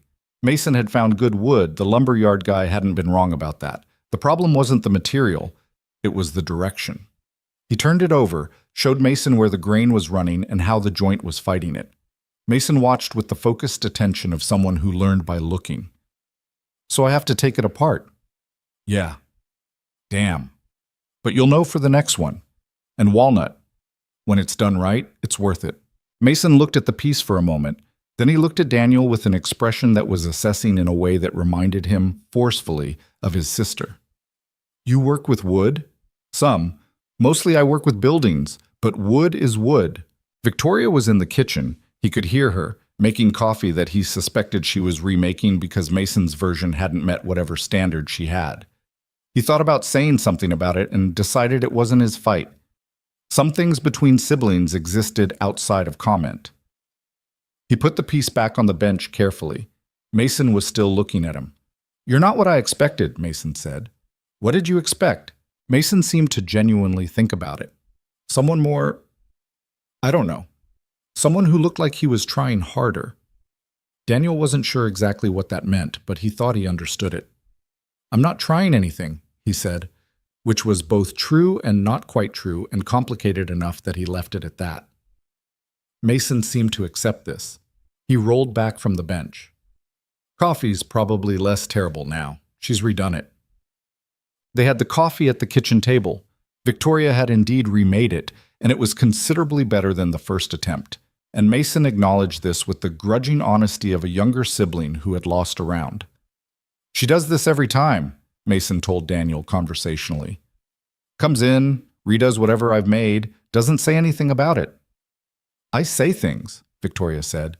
"You make a face. That's not saying things. Your face says things." Daniel drank his coffee and let this happen around him, not quite hiding that he was entertained by it. "He's laughing at us," Mason said. "I'm not laughing." "Your face is laughing." "Your face says things," Daniel said, returning Mason's own line to him. A pause. Then Mason laughed, a real, unguarded laugh, the kind that came from genuine surprise. Victoria looked at Daniel with an expression that said she hadn't expected that and was recalculating. The morning settled into something easier after that. Mason talked freely, the way people talk when they've been waiting for someone worth talking to. He talked about the woodworking. He'd been at it for 8 months, taught himself from YouTube videos and a library book and trial and error, mostly error. He talked about basketball with the specificity of someone who watched it seriously, not casually. He had opinions about the Sonics' return chances and expressed them without hedging. He talked about the neighborhood, a neighbor 3 houses down who brought him food sometimes, and who he suspected was lonely and who he'd started inviting over for games on Tuesday nights, which had expanded to Tuesday nights plus the occasional Friday. "She's 72 and she talks trash," he said, "like actual trash talk during cards." "Does she win?" Daniel asked.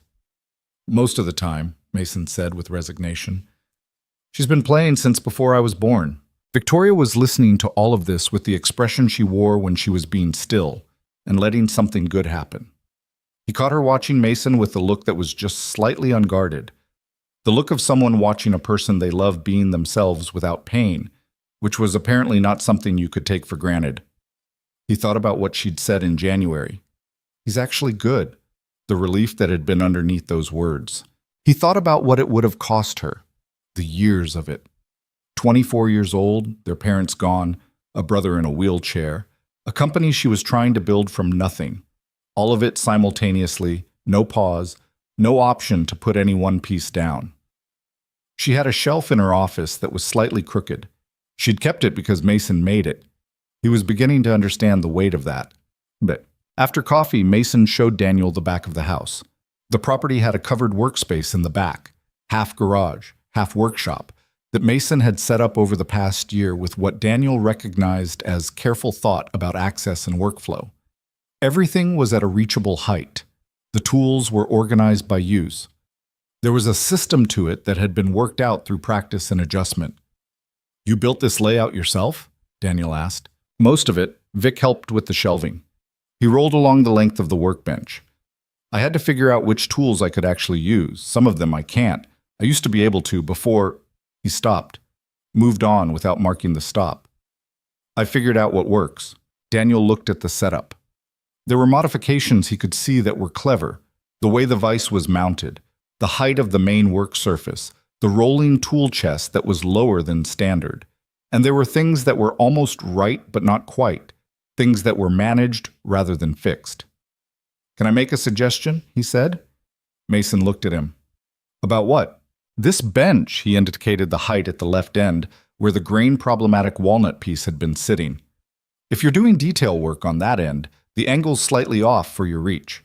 If you drop the surface here by about 2 inches, you'd have better leverage on the vise and more control on fine work." Mason looked at the bench. He tried the angle, running his hands along the surface to the vise. Tried it again. His expression changed. "That would actually—" He stopped. "Yeah. It's a simple modification, bolt adjustment on the legs, maybe an hour's work." Mason looked at him. "Could you—" He stopped, started again. "I mean, I'm not asking you to do it, I can do it now if you want," Daniel said. "If you've got the tools." "I've got the tools," Mason said. They spent the next 90 minutes in the workshop.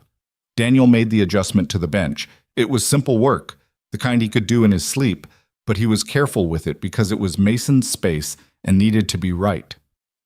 Mason watched and occasionally handed him something, and they talked while they worked. The easy talk of 2 people doing a task together, which is a different kind of talk than sitting across a table talk. Mason asked about Sophie. Daniel told him. The ear infection, the school concert, the dragon book, the thing about the friend who ate alone. "Smart kid," Mason said. "Too smart sometimes." "Is there such a thing?" Daniel considered. "Ask me again in 10 years when she's a teenager." Mason laughed. He had a good laugh, open and easy, the kind that made a room feel different. "Vic doesn't talk about her own life much," Mason said, after a pause that had been occupied by the sound of work.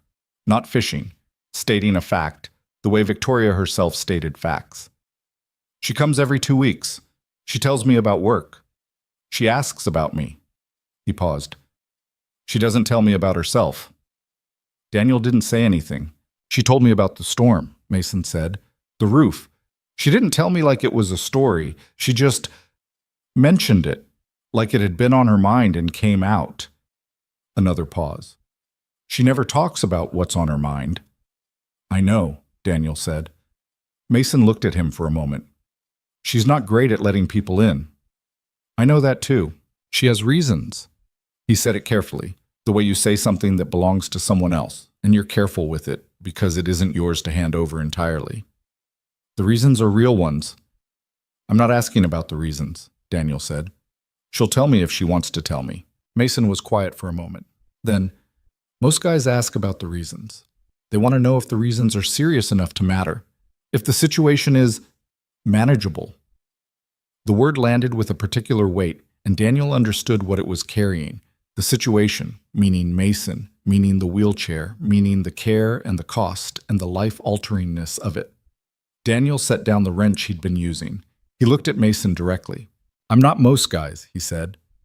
Not as a claim, just as a statement of fact that he believed. Mason held his gaze for a few seconds. Then he nodded, once, in a way that wasn't small. It was the nod of someone who had assessed a thing and arrived at a conclusion. He went back to looking at the adjusted bench surface. 2 inches made a real difference, he said. Usually does, Daniel said. What? Victoria had made lunch by the time they came back inside. She'd made it the way she apparently made everything, and without asking what anyone wanted, but getting it right, which Daniel was starting to understand was its own form of attention. Sandwiches with good bread from something she'd picked up somewhere, cut correctly, with the small, practical aesthetic of a person who cared about details without being precious about them. Soup from a pot on the stove. The 3 of them ate at the kitchen table. The conversation moved easily now. Mason had released some tension Daniel hadn't fully clocked until it was gone. The tension of a younger sibling testing someone new. Victoria had relaxed in a way that was visible once you knew what to look for. Her shoulders slightly less set, her jaw not doing the tight thing, her contributions to the conversation coming a half-second sooner. At one point, Mason said something about a movie he'd watched the previous week, some action film that he'd found ridiculous in a way that clearly delighted him, and he described the most absurd scene with the energy of someone who had been waiting to describe it to someone who would appreciate it properly. Daniel had seen the same movie on a Friday night when Sophie was asleep, and he'd been too tired to do anything useful, and he laughed at the right moments because they were the right moments. Victoria looked between them with an expression that she'd tried to make neutral and hadn't quite managed. There was something in it, something that he thought might be the specific emotion of watching 2 people you care about get along, with all the vulnerability that came with that caring. He didn't point it out. He let it be. After lunch, Mason went to take a nap with the unapologetic practicality of someone who had made peace with his body's requirements. He told them to use the living room, said it like a host who was comfortable enough with his guests to leave them, and wheeled off down the hallway. Victoria washed the dishes. Daniel dried them because she was washing them and the towel was on the counter, and it seemed like the obvious next step.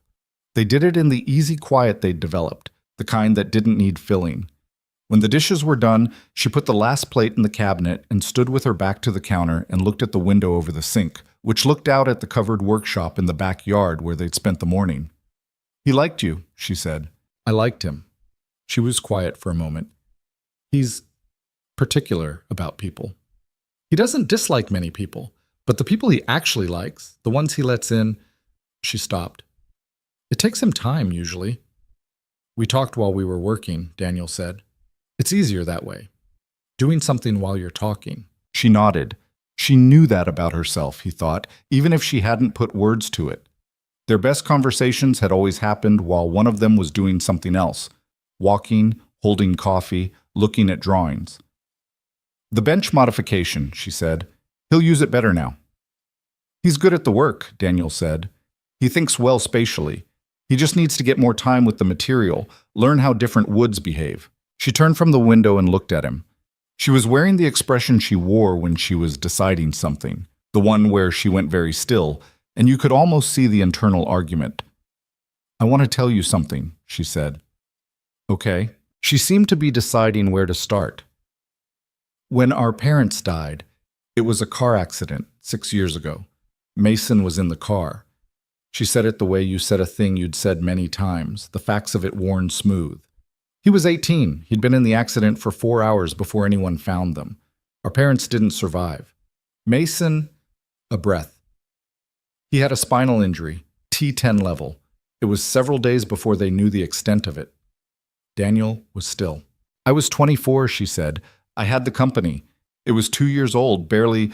We had 8 employees, and we were surviving, not thriving.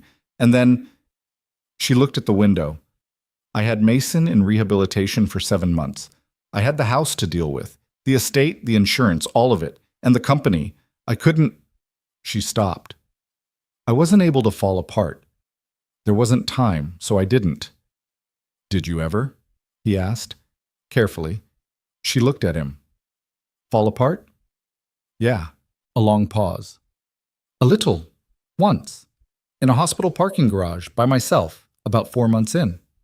She said it with the slight detachment of someone who had examined the memory from a distance. "I sat on the floor next to my car and couldn't move for about 20 minutes. Then I got up and went back inside." He said nothing. There was nothing to say that was worth saying. "After that," she continued, "I just kept going. I learned that I could handle more than I'd thought, that the company could grow even under bad circumstances, maybe especially under bad circumstances, because I had no choice but to make it work." She paused. "And I learned that being alone was workable, that I was capable of handling things alone." "And you started expecting to," he said. She looked at him. "Yes." He nodded slowly. "The men I was with after—" She chose the next words carefully. "I was in 2 relationships after my parents died. One for almost a year. One for about 6 months. Both times when they understood the full—" She stopped. "When they understood what my life actually looked like. The commitment to Mason, the financial responsibility for the house, the way every plan had to account for—" She stopped again. They both left. "How did they leave?" he asked. He wasn't sure why he asked it. He asked it because it felt like a different question than just knowing the fact. She looked at him with slight surprise, like the specificity was unexpected. "The first one," she seemed to actually revisit it. "Gradually. He started being unavailable. Fewer calls, shorter visits. Eventually a conversation where he said he'd realized we wanted different things, which was a kind way of saying he hadn't understood what he was agreeing to." A pause. "The second one was more direct. He said—" Her jaw did the thing. "He said I was impossible to be in a relationship with because I wouldn't let anyone actually help me, because I handled everything myself. He said it as if it was a flaw he'd discovered rather than something I'd had to develop." Daniel was quiet.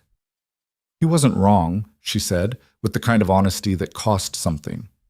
"About the fact of it, just about the framing." "He was wrong about the framing," Daniel said. She looked at him. "You built something that worked under conditions most people never have to face," he said. "That's not a character flaw. What you're describing, that's what survival looks like when you do it correctly." Her expression did something complicated. "The problem," he said, "isn't that you became self-sufficient. The problem is if it calcified, if it turned into a wall instead of a skill." "There's a difference?" she said, and there was something real under the question. "Yeah. A skill you can still choose to put down. A wall, you stop seeing it as a choice." She looked at him for a long moment. Then she looked out the window. "I have," she said quietly, "been standing next to a wall for so long, I forgot it was something I built." He let that sit. "Mason knows," she said. "He doesn't say it like that, but he knows." She turned back to look at him. "He told me once that I treat my life like a building I'm the only person allowed to work on." She paused. "He's perceptive when he wants to be." "He is," Daniel agreed. She looked at Daniel, really looked at him, the way she rarely let herself, without the managed distance, without the assessment behind it, just looking. "This is the part," she said, where I don't know what to do with you. He held her gaze. You don't have to do anything with me. That's not... She stopped. You make it look easy. She seemed to search for the word. Being around me. Around this. She gestured. A small, encompassing gesture that meant the house, Mason, all of it. It's not that hard, he said. For other people it has been. Other people aren't me. She looked at him with an expression that was slightly defensive and something else underneath. Something that was trying very hard not to be Hope, because Hope had a track record she didn't trust. You don't know yet, she said. You've had one afternoon. I know enough. She stopped. That's what people say. He understood what she was doing. He understood the protection in it. He'd done the same thing himself, in a different way, for different reasons. Victoria, he said. She stopped. I'm not making a promise, he said. I'm not telling you how it ends.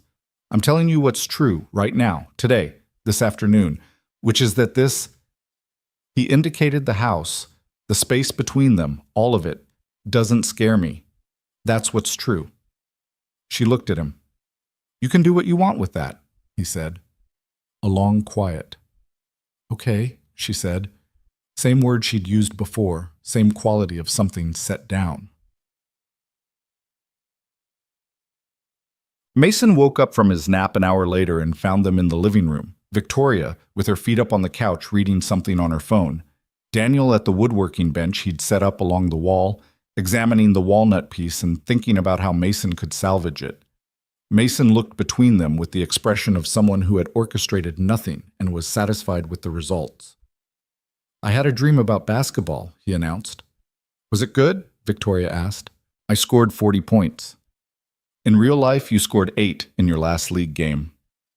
Dreams exist outside of reality, Vic. They exist in your head, which is attached to your body, which has a documented 3-point percentage. My 3-point percentage is fine. It is below average. Below average is not the same as bad. Daniel had turned from the bench. He was watching this with open amusement. You're both incredibly stubborn, he said. They both looked at him, then at each other, then back at him. She's stubborn, Mason said. I have strong opinions. Those are the same thing, Daniel said. They really aren't, Mason started. You're both wrong, Victoria said flatly, and I'm going to start dinner. She went to the kitchen. Mason watched her go and then looked at Daniel with an expression of uncomplicated satisfaction. She never makes dinner when it's just us, he said. She orders food and feels guilty about it. Daniel looked toward the kitchen, where he could already hear things being moved and a cabinet being opened with the particular decisiveness she brought to everything. I know, Mason said, quieter now. I'm not a complete idiot. I didn't think you were, Daniel said. Mason looked at the hallway and then back at Daniel.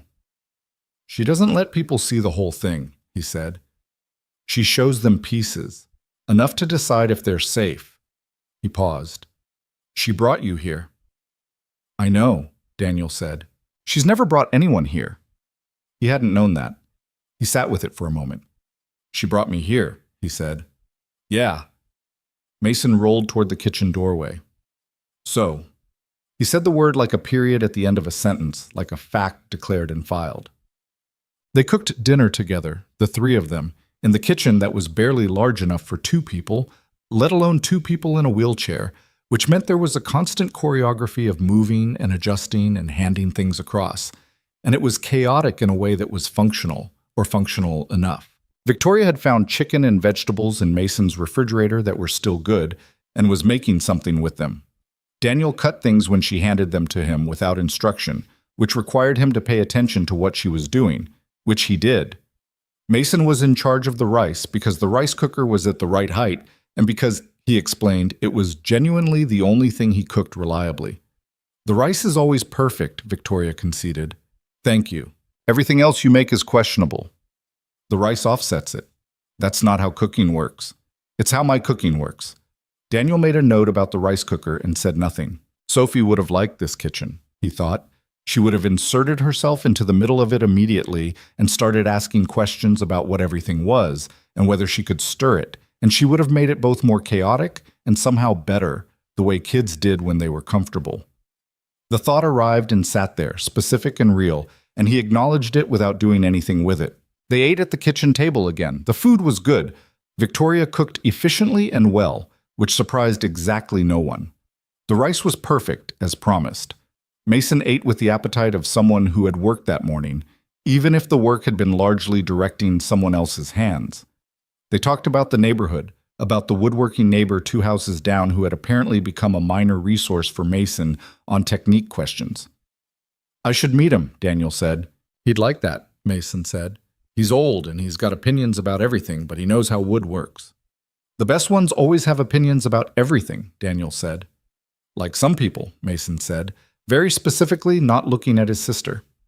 Victoria looked at him with the equanimity of someone who had been fighting this particular battle for 24 years and had made a kind of peace with losing it regularly. The drive back to Seattle happened in the early evening. The light had gone amber by the time they got on the highway, the kind of March light that arrived late and left reluctantly, the sky holding color longer than you expected. They were 40 minutes out of Tacoma when Victoria said, "Thank you." He looked at her. Her eyes were on the road. "For today," she said.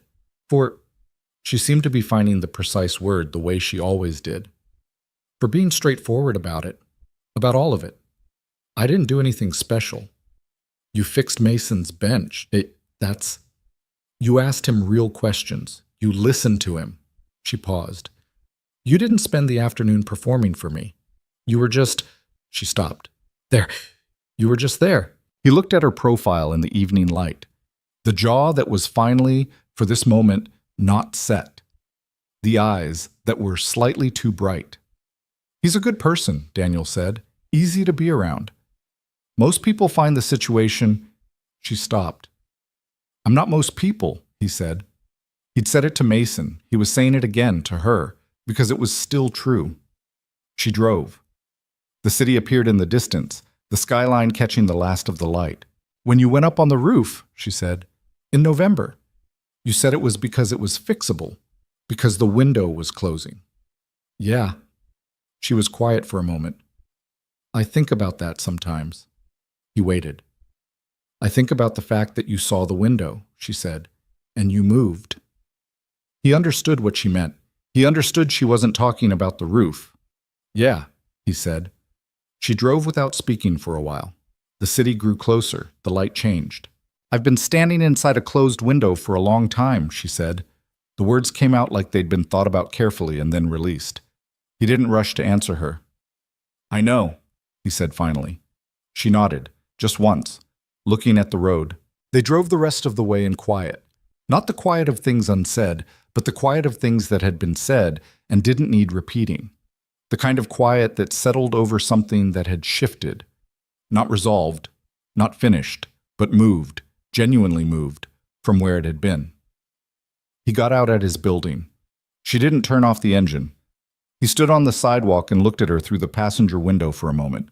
"Tell Mason the walnut can be fixed," he said. "He just needs to take the joint apart and go with the grain." She looked at him. "I'll tell him. Good night, Victoria." "Good night, Daniel." He went inside. He stood in his apartment in the quiet. Sophie wouldn't be home until the morning, and the rooms felt different than they usually did when they were empty.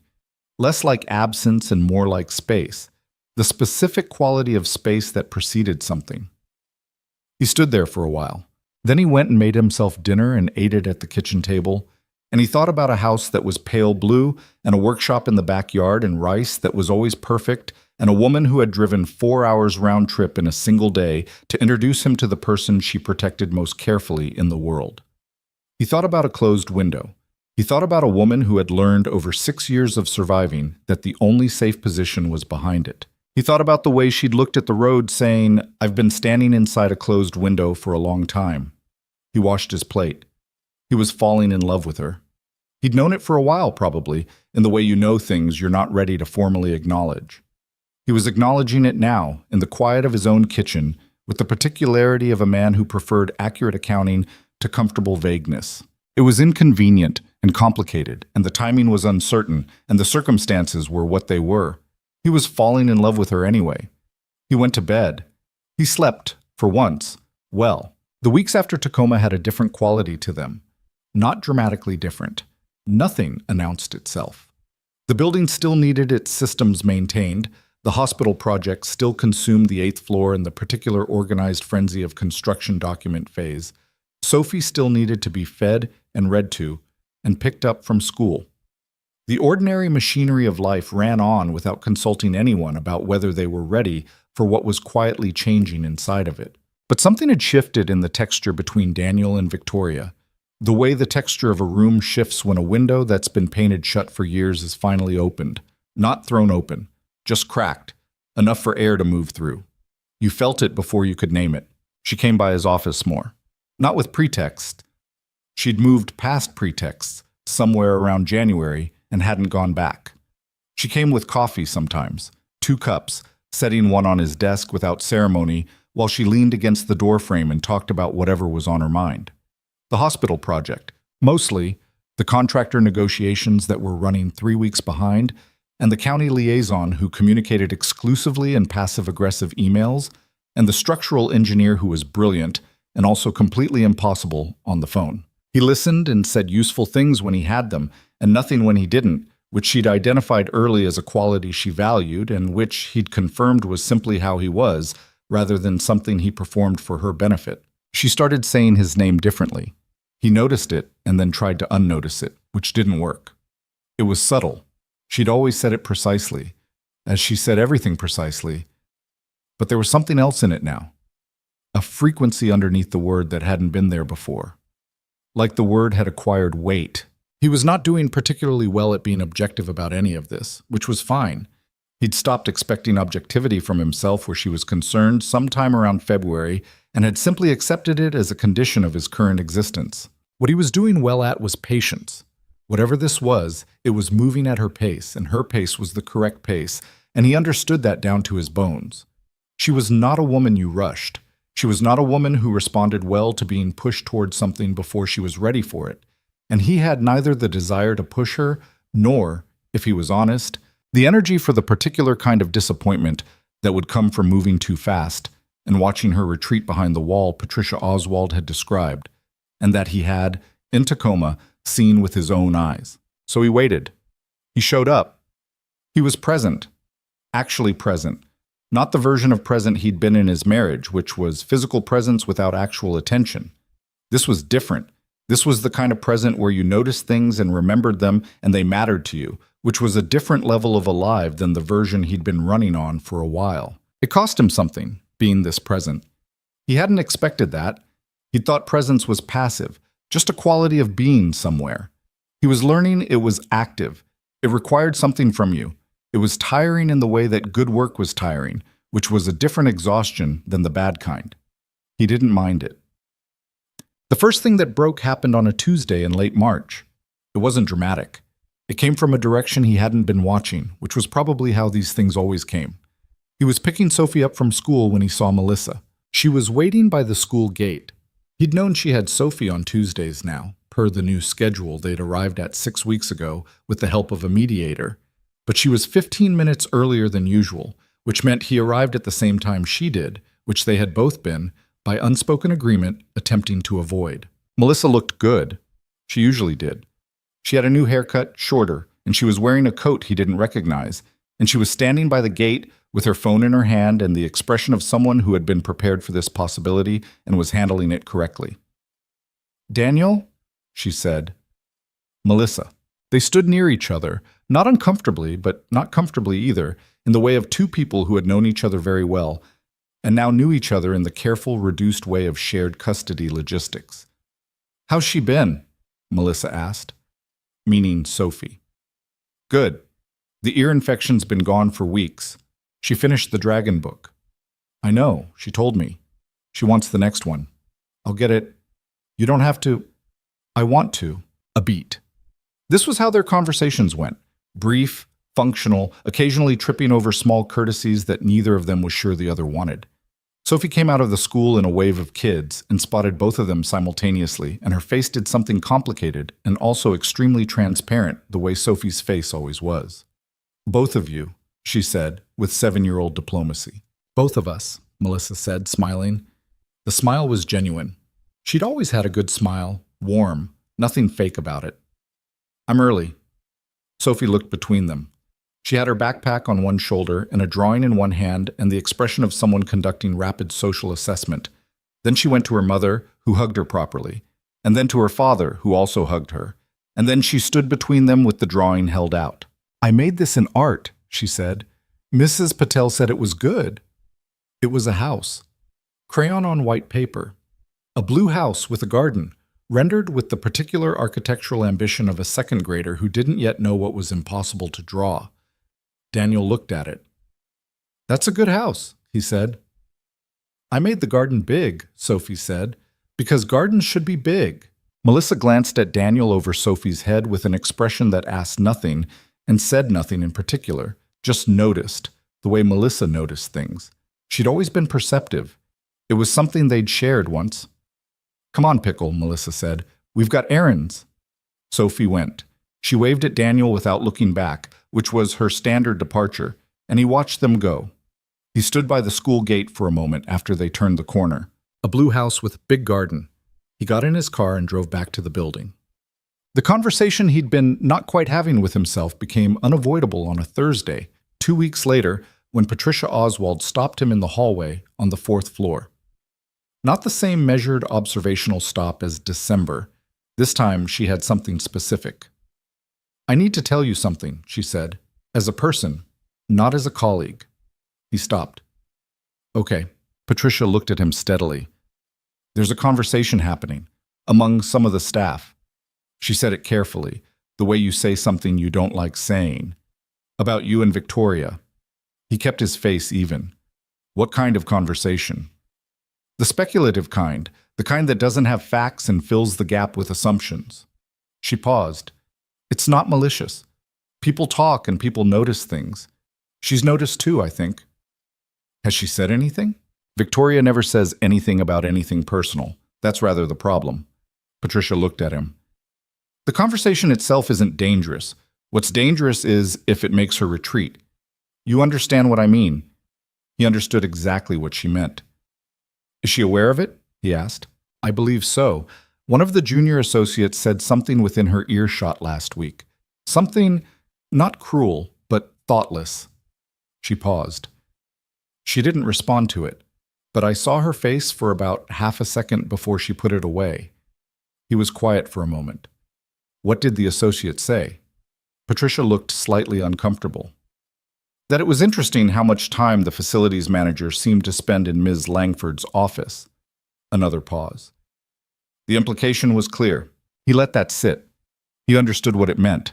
Not just the gossip, but the context. The specific vulnerability of a professional woman in a leadership position having her judgment questioned through the lens of a personal association. The way that kind of talk attached itself to women and not to men. The particular damage it could do in ways that had nothing to do with fairness. I'll be more careful, he said. Patricia shook her head slightly. That's not what I'm saying. What are you saying? She looked at him. I'm saying that she's going to pull back. Maybe not completely, but she's going to put distance back in because that's what she does when something feels exposed. She paused. I'm saying don't mistake the distance for the truth. He held her gaze for a moment. Thank you, he said. I've worked with her for 6 years, Patricia said. She's one of the best people I know. She's also one of the most effectively self-protective. She picked up the folder she'd been carrying. She should have something good happen to her. That's my opinion, and I'll keep it to myself after this. She walked away. Daniel stood in the hallway for a moment. The building hummed around him. Somewhere above, the HVAC on 9 was making the sound it made when the temperature differential got too large, a low complaint that would escalate if he didn't deal with it. He went to deal with the HVAC.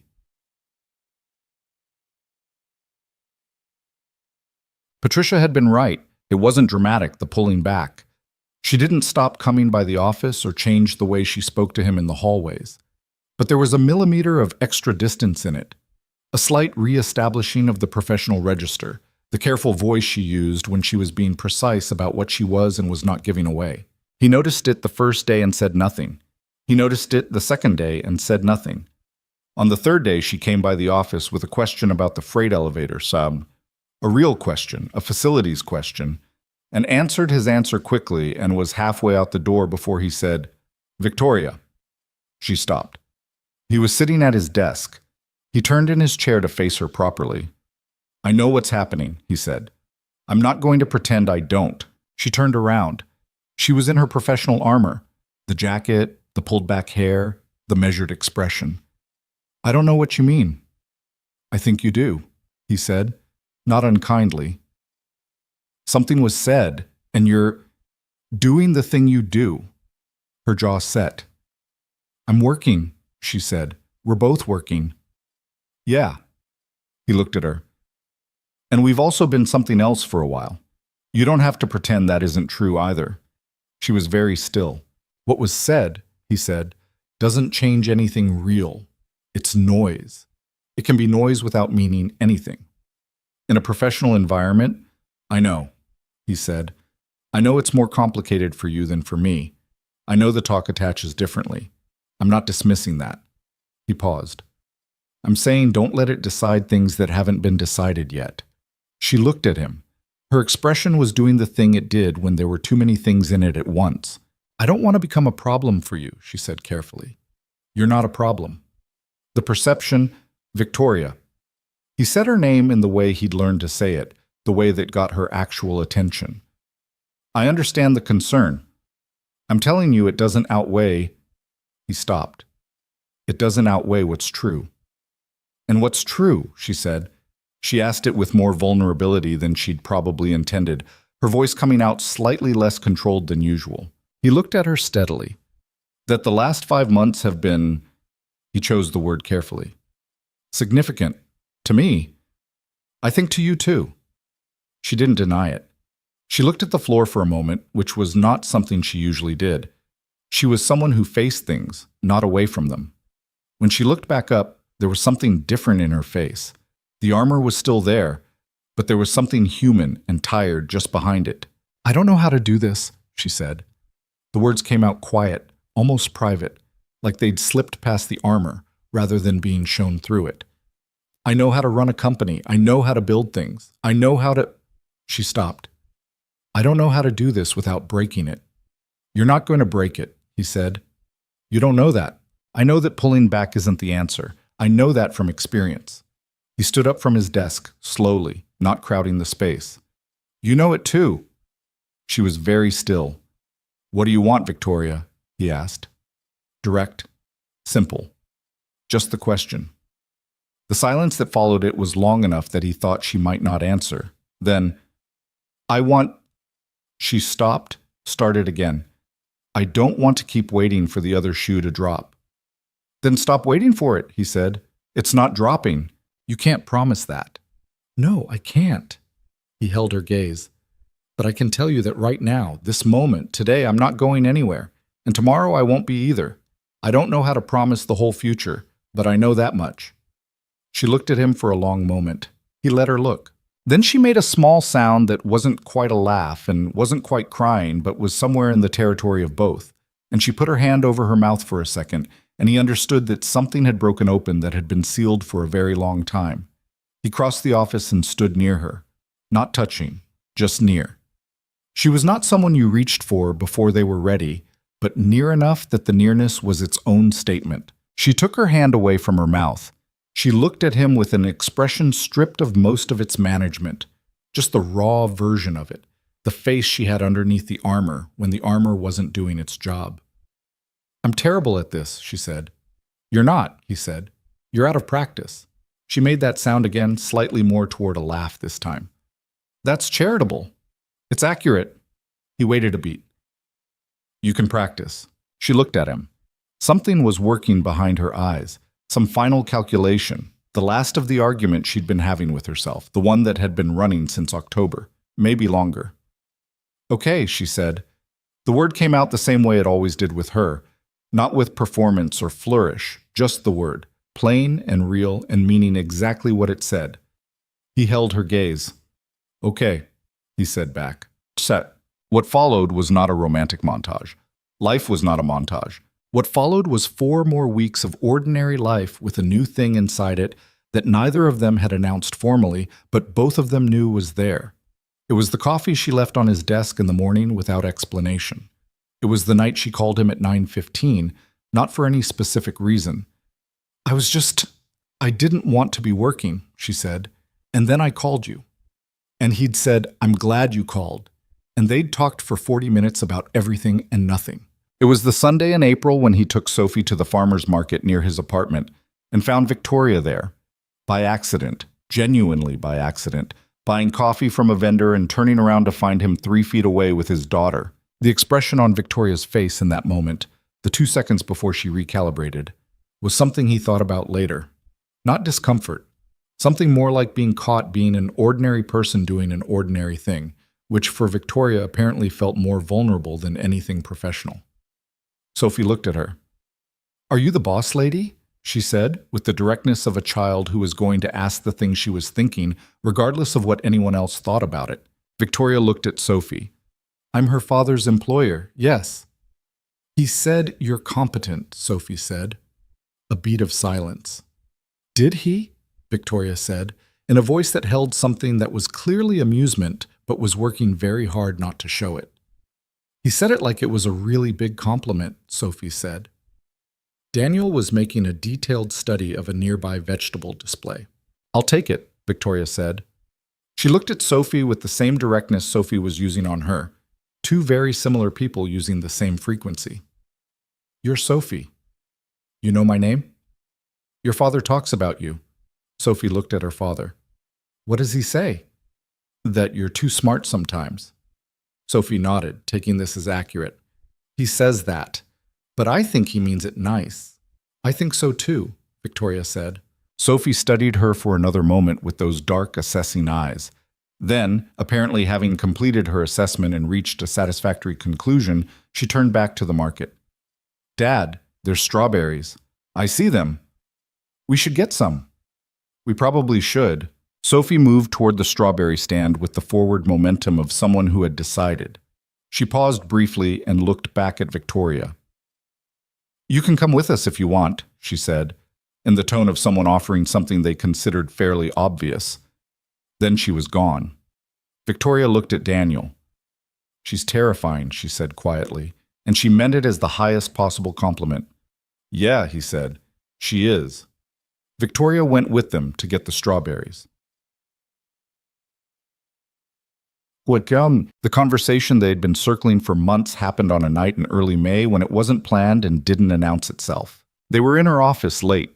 This was becoming a normal thing. Him staying past his shift sometimes, the building quiet around them, her at her desk and him in the chair across from it, talking about whatever the day had accumulated.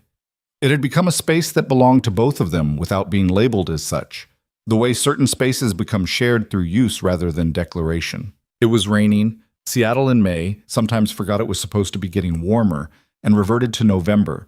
And tonight was one of those nights, rain on the windows, the city lights blurred and distant, the office warm in contrast. She'd been talking about a conversation with the hospital's lead contractor, a difficult negotiation about material substitutions he was trying to make that she wasn't accepting, and she'd been animated about it in the way she got when someone was trying to cut a corner she'd refused to cut. He liked watching her like this. The way the careful management of her expression fell away when she was fully engaged, the way her hands moved when she was making a point. She stopped mid-sentence. He waited. I need to tell you something, she said. Different tone. Not the contractor tone. Something under it. Okay. She looked at her desk for a moment, at the drawings and the coffee cup and the pen she'd set down. Then she looked at him. Every relationship I've had, she said it carefully, laying each word down. Every one. Ended the same way. She paused. Not the mechanics, not the words, but the reason. She paused again. At some point they understood the full picture, what my life actually is, what it costs, what it asks. A beat. And they decided it was too much. He was still. One of them said those exact words, she said. Too much. You're too much. This is too much. Her voice was steady. The steadiness of something gone over so many times it's worn smooth. And the thing is, he wasn't wrong about the facts. My life does cost something. It does ask something. Mason, the company, She stopped. The person who loves me is going to inherit all of it. The weight and the complexity, and the times when I shut down instead of talking, and the times when I handle things alone because I forgot I was allowed not to. She looked at him. If you're going to leave, she said, I need you to leave now. The rain on the windows, his own breathing. He looked at her, really looked at her. The whole of what was visible, the armor she'd been wearing for 6 years, the exhaustion of carrying everything alone, the fear that had calcified into certainty, the woman underneath all of it who had driven him to Tacoma and made dinner in a small kitchen and stood in a hallway saying, I've been standing inside a closed window for a long time. He reached across the desk and put his hand over hers. She looked down at his hand, then up at his face. I'm not leaving, he said. She was very still. What you just described, he said, the weight of it, the complexity. He paused. I've been in your building for 5 months. I've been paying attention. I know what your life looks like. He let that sit.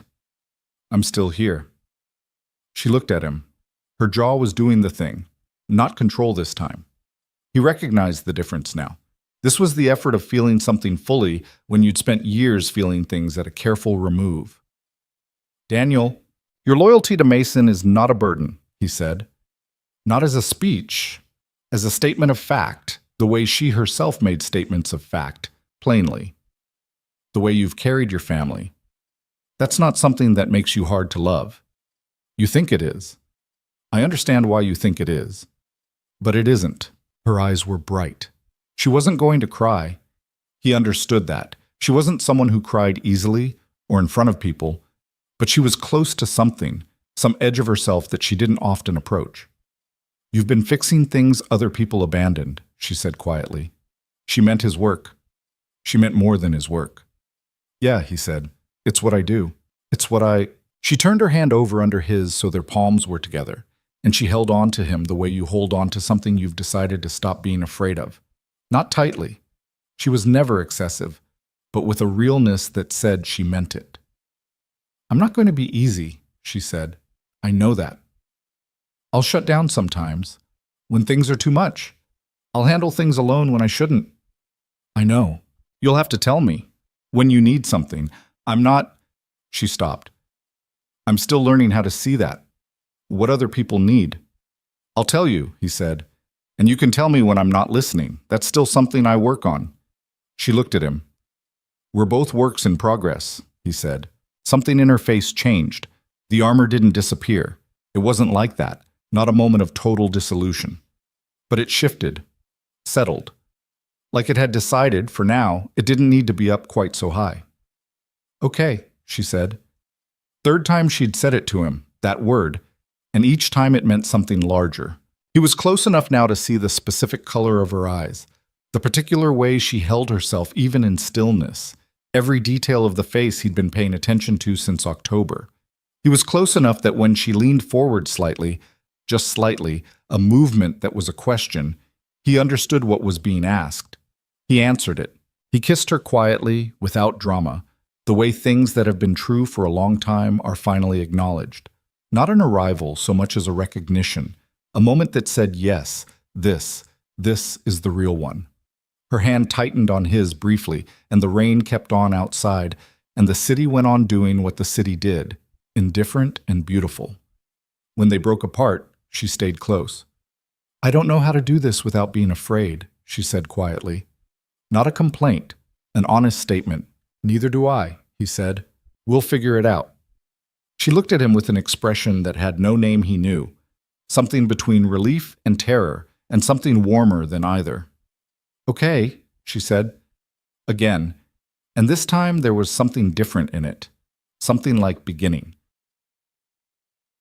The days that followed were still ordinary. He went to work and fixed things. She went to work and built things. Sophie came home from school and needed dinner and homework help, and on a Wednesday evening, an explanation of why her drawing of a blue house had gotten hung on the refrigerator next to her other drawings, and whether that meant it was the best one. It means I like it, he said. But why? Because gardens should be big, he said. Sophie looked at him. That's what I said when I made it. I know. She appeared satisfied with this and moved on. What changed was not the structure of the days. What changed was the quality inside them. A warmth that hadn't been there before. A thread running through the ordinary that pulled it toward something. He called her in the evening sometimes, and she picked up on the second ring and said hi, in a voice that was different from the one she used for everything else. Slightly less managed, slightly more hers. She sent him photographs occasionally. Nothing significant, small things. A view from the 14th floor she thought he'd like. A drawing from the hospital project she wanted his eye on. Once a picture of Mason's finished walnut box with the message, "He redid the joint. It's perfect." He'd responded, "Tell him I said good." She'd sent back. He said obviously. He understood he was happy. Not the flat, manageable, fine kind of fine he'd been running on. Actually happy. In the specific way that came from being fully present in a life that had people in it who mattered. It sat with him oddly at first, the way unfamiliar things do. He'd been in the habit of fine for long enough that happy had an almost suspicious quality, like something you checked twice before you trusted it. He checked it twice. It held up. But the thing he hadn't anticipated was Sophie. Not that Sophie would be a problem. He hadn't thought she would be. But he hadn't anticipated how she would simply absorb the new development with the practicality of someone for whom adults were primarily logical entities whose behavior could be processed if you paid attention. She'd met Victoria once, at the farmer's market. She'd asked him twice after that about the boss lady, in the casual way she asked about things she was tracking but not yet ready to make a full inquiry about. He'd answered simply, "She's a friend. We talk. She works hard." And Sophie had nodded and filed it and not pushed. On a Saturday in the middle of May, Victoria came to his apartment for the first time. Not to stay. Just to drop off something she'd borrowed from the office. A reference book she'd taken to the building and he'd lent her. It was a 5-minute stop. Sophie was at the kitchen table with a coloring project. Victoria knocked. He opened the door. She handed over the book. "Thank you," she said. "It was useful." "Any time." Sophie appeared at his elbow. She looked at Victoria. "Hi," Sophie said. "Hi, Sophie." Sophie looked at the book. "What's that?" "A book about structural systems," Victoria said. "I borrowed it." Sophie looked at this with mild interest. "Are you going to come in?" A slight pause. Victoria looked at Daniel. He looked at his daughter, who was looking at the situation with complete openness and no particular agenda visible. "If you want," he said to Victoria. She came in. She stood in his apartment and looked around with the attention she gave everything, taking it in, the space, the drawings on the walls, the books on the shelves, the purple rain boots by the door, the kitchen table where Sophie had reclaimed her spot and was already back to coloring. "You want to see?" Sophie said without looking up. She meant the coloring project. Victoria walked to the table and stood beside it, looking at the work in progress, which was a very complex scene involving what appeared to be a dragon and a school and some kind of weather event. "What's happening here?" Victoria asked. "The dragon lives under the school," Sophie said. She said it with the authority of someone explaining established fact. "And there's a storm, but she's okay because her scales are waterproof." "Smart design," Victoria said with complete seriousness. Sophie looked up at her. The look she gave was the same assessing look she'd used at the farmer's market. The rapid inventory of a person who'd decided to take them seriously. "Do you want to color something?" she asked. "A beat. We have extra." Sophie was already opening the box of crayons. Victoria sat down at the kitchen table. Daniel stood in the middle of his apartment watching this happen and did not say anything, because there was nothing to say. Some things simply unfolded, and the correct response was to let them. Victoria colored carefully, and with more commitment than the situation probably required. Sophie gave her directorial input on color choices. They worked in companionable parallel for 20 minutes while Daniel made coffee that nobody had asked for and set it on the table, and it got drunk without acknowledgement, which meant it had been wanted. When Victoria left an hour later, an hour, which was not 5 minutes, she paused at the door. "She's extraordinary," she said to Daniel quietly. "She is," he said. Victoria looked at the table where Sophie had already gone back to her dragon story, humming something tuneless. "Thank you for—" She stopped. "The coffee?" She looked at him. "Letting me in," she said. He held the door. "Come back whenever." he said. She would. There was a hard night in late May. He should account for the hard nights because the hard nights were part of it, and anyone who told the story without the hard nights was lying. She called him at 11:30, and he was still awake because Sophie had had a nightmare, and he'd been up getting her resettled and was sitting in the kitchen with cold coffee when the phone buzzed. He picked up immediately. "Hey." She didn't say anything for a moment. He waited. "I had a call today," she said. Her voice was off, controlled, but with the particular quality of someone who had been maintaining something for hours. "From one of the hospital's primary donors, he's—" A pause. "He's reconsidering his commitment, the economy, his portfolio." Another pause. "If he pulls out, we lose 18% of the private funding. We'd have to go back to the county, renegotiate, probably delay." "How much of a delay?" 6 months, maybe more." He could hear her breathing. "The children who need that building, they're waiting right now. They're making do with a facility that's undersized and aging and—" She stopped. 6 more months. He didn't say it would be okay. He didn't know that. He didn't say anything for a moment. "What do you need right now?" he said. A silence. "I don't—" She stopped. "I just needed to tell someone." "Okay," he said. "Tell me." She told him. She told him the whole of it. The call, the conversation, the numbers, the alternatives she'd already started running in her head in the 7 hours since the call. The option of covering part of the gap herself, the financial exposure that created, the fact that she'd already been thinking about it for 7 hours and hadn't been able to stop. He listened, completely. He didn't interrupt. When she was done, he said, "What would you do if you weren't afraid of the exposure?" A pause. "Cover it myself, or most of it. Bridge the gap until I can find replacement donors." "Can you do that?" "Technically, yes." "Then that's your answer." "The risk, you know your own risk tolerance better than anyone," he said. "I'm not telling you to do it. I'm telling you that you already know what you want to do and you're asking someone else to tell you it's okay to do it." A long pause. "Is it okay?" she said, and her voice had dropped. The question underneath the question, the one that was about more than the funding. "To do what you think is right for those kids," he said. "Yeah, it's okay." She was quiet for a long time. "You're frustrating," she said finally, but the quality of her voice had shifted. "I know."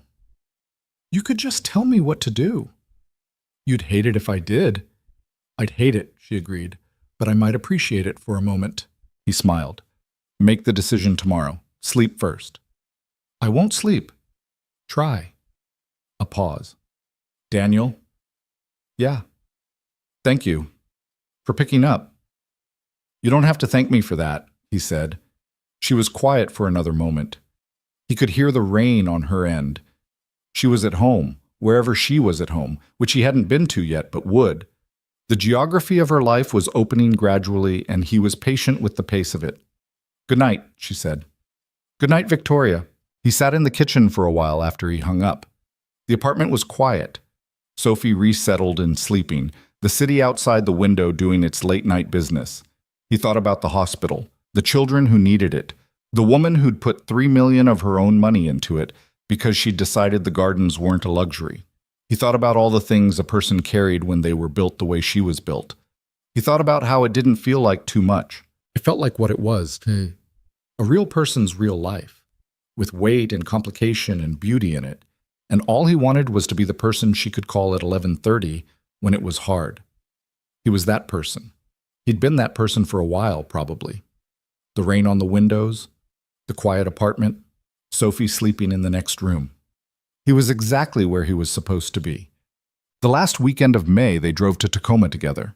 Not to work, not for any particular reason, except that Victoria was going to see Mason, and she didn't go to Tacoma alone anymore when she didn't have to. Sophie came because Sophie went where Daniel went on the weekends that were his, and because Sophie had become, over the previous months, increasingly involved in what she called the Tacoma trips, as if they were a regular feature of the schedule, which they were becoming. Mason was on the back porch when they arrived, in the weak early summer sunshine, with the finished walnut box on the table beside him. It was, Daniel had to admit, a genuinely good piece of work. The joint he'd redone was clean, and the finish was smooth, and the proportions were right. Sophie picked it up immediately and examined it with the seriousness she gave all structural things. "Who made this?" "I did," Mason said. She looked at him. "It's good. Thank you," Mason said, with the dignity of an artist receiving a fair assessment. "My dad helped," Sophie told him. "He told me where I went wrong," Mason said. "I did the fixing." "That's still helping." "It's a different kind of helping." Sophie considered this distinction with apparent interest. "Like how my teacher helps me with math, but I do the math." "Exactly like that." Sophie seemed satisfied. She set the box down carefully, which Mason noticed and which meant something to him. Daniel could tell from the brief expression that crossed his face. She was being careful with it because it mattered. 7-year-olds knew which things mattered and treated them accordingly. They spent the afternoon the way afternoons at the Blue House had begun to go. Useful and easy and alive in the specific way of a place that had people in it who wanted to be there. Daniel looked at some weatherboard on the front of the house that had been bothering him for 3 visits and finally brought it up. And Mason said he'd been meaning to deal with it for 6 months, and they dealt with it in an hour and a half, while Victoria and Sophie were inside doing something that involved a great deal of consultation and what sounded like a negotiation about what to have for dinner. The dinner was soup, arrived at apparently after extensive deliberation, and it was good, and they ate it at the kitchen table that had become as familiar to Daniel as his own. After dinner, Sophie fell asleep on the couch, which happened on car day days. She'd crash suddenly and completely, like a phone going from 30% to 0. Mason covered her with the blanket that lived on the couch, and they all moved to the kitchen and spoke quietly around the table. The evening went. The house was warm. The world outside the windows was getting dark in the slow, long way of late May evenings in the Pacific Northwest, the light not giving up easily. At some point, Mason said, "You know what this is, right?" He wasn't looking at either of them specifically. He was looking at his hands, loose on the table. "This. Here. The 4 of us." Victoria looked at him.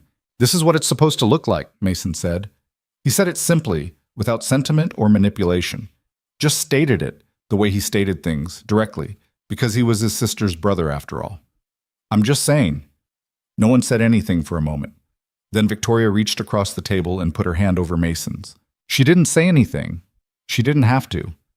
Mason looked at her hand on his and then looked at her, and between them passed something that Daniel was only partly a witness to, a language between siblings who had been each other's entire family for 6 years, a shorthand for things too large and too old to fit into words. He looked at them and thought about the blue house with the ramp at the walk, the workshop in the backyard, the slightly crooked shelf, the walnut box that had been redone until it was right. He thought about what it meant to have stayed. Not just tonight, not just since October, but the kind of staying that was a decision you made every day without announcing it, the kind that showed up in ordinary acts, in coffee on a desk and calls at 11:30 and an hour and a half on weatherboard that wasn't even critical but bothered him. He thought about 4 words heard through a door in a dark hallway while a storm broke over the city. No man ever stays. He was here.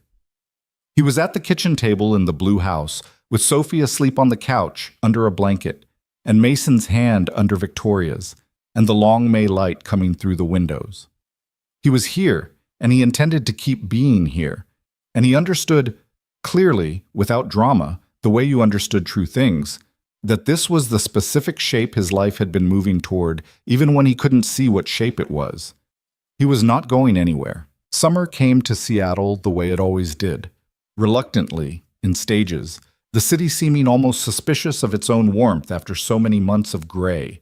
June arrived with patches of real sun between the overcast, and by July the sound was blue, and the air had that particular quality that made people who lived there understand why they stayed through the winters. The Meridian Children's Hospital broke ground on a Tuesday in late June. Daniel wasn't invited. That wasn't resentment. It was simply the correct understanding of what the event was and who it was for.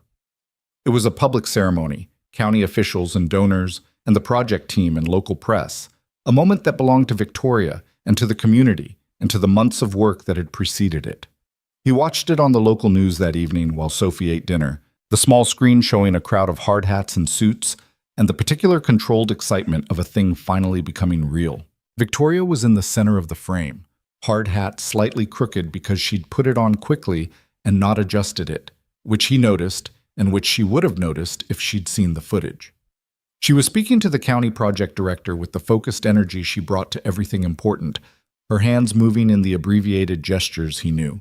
She looked tired. She also looked like someone who had carried something for years and had finally been allowed to set it down. Or not set it down, because the work was far from over, but shift it from one hand to the other, the way you shifted a heavy bag to give one arm a rest. Sophie looked at the screen. Is that her? Yeah. She looks tired. It's been a long day. Sophie ate another bite of her dinner thoughtfully. Is she coming over this week?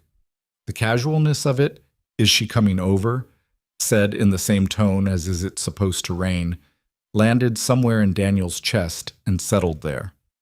Probably Sunday, he said. Sophie nodded, already somewhere else in her thinking, and went back to dinner. Bumert. Victoria texted him that evening at 9:47. It's real now. He looked at the message for a moment. Then he wrote back. It's been real. Now it's visible. A pause. Then, that's the better way to say it. He put his phone down and smiled at the wall.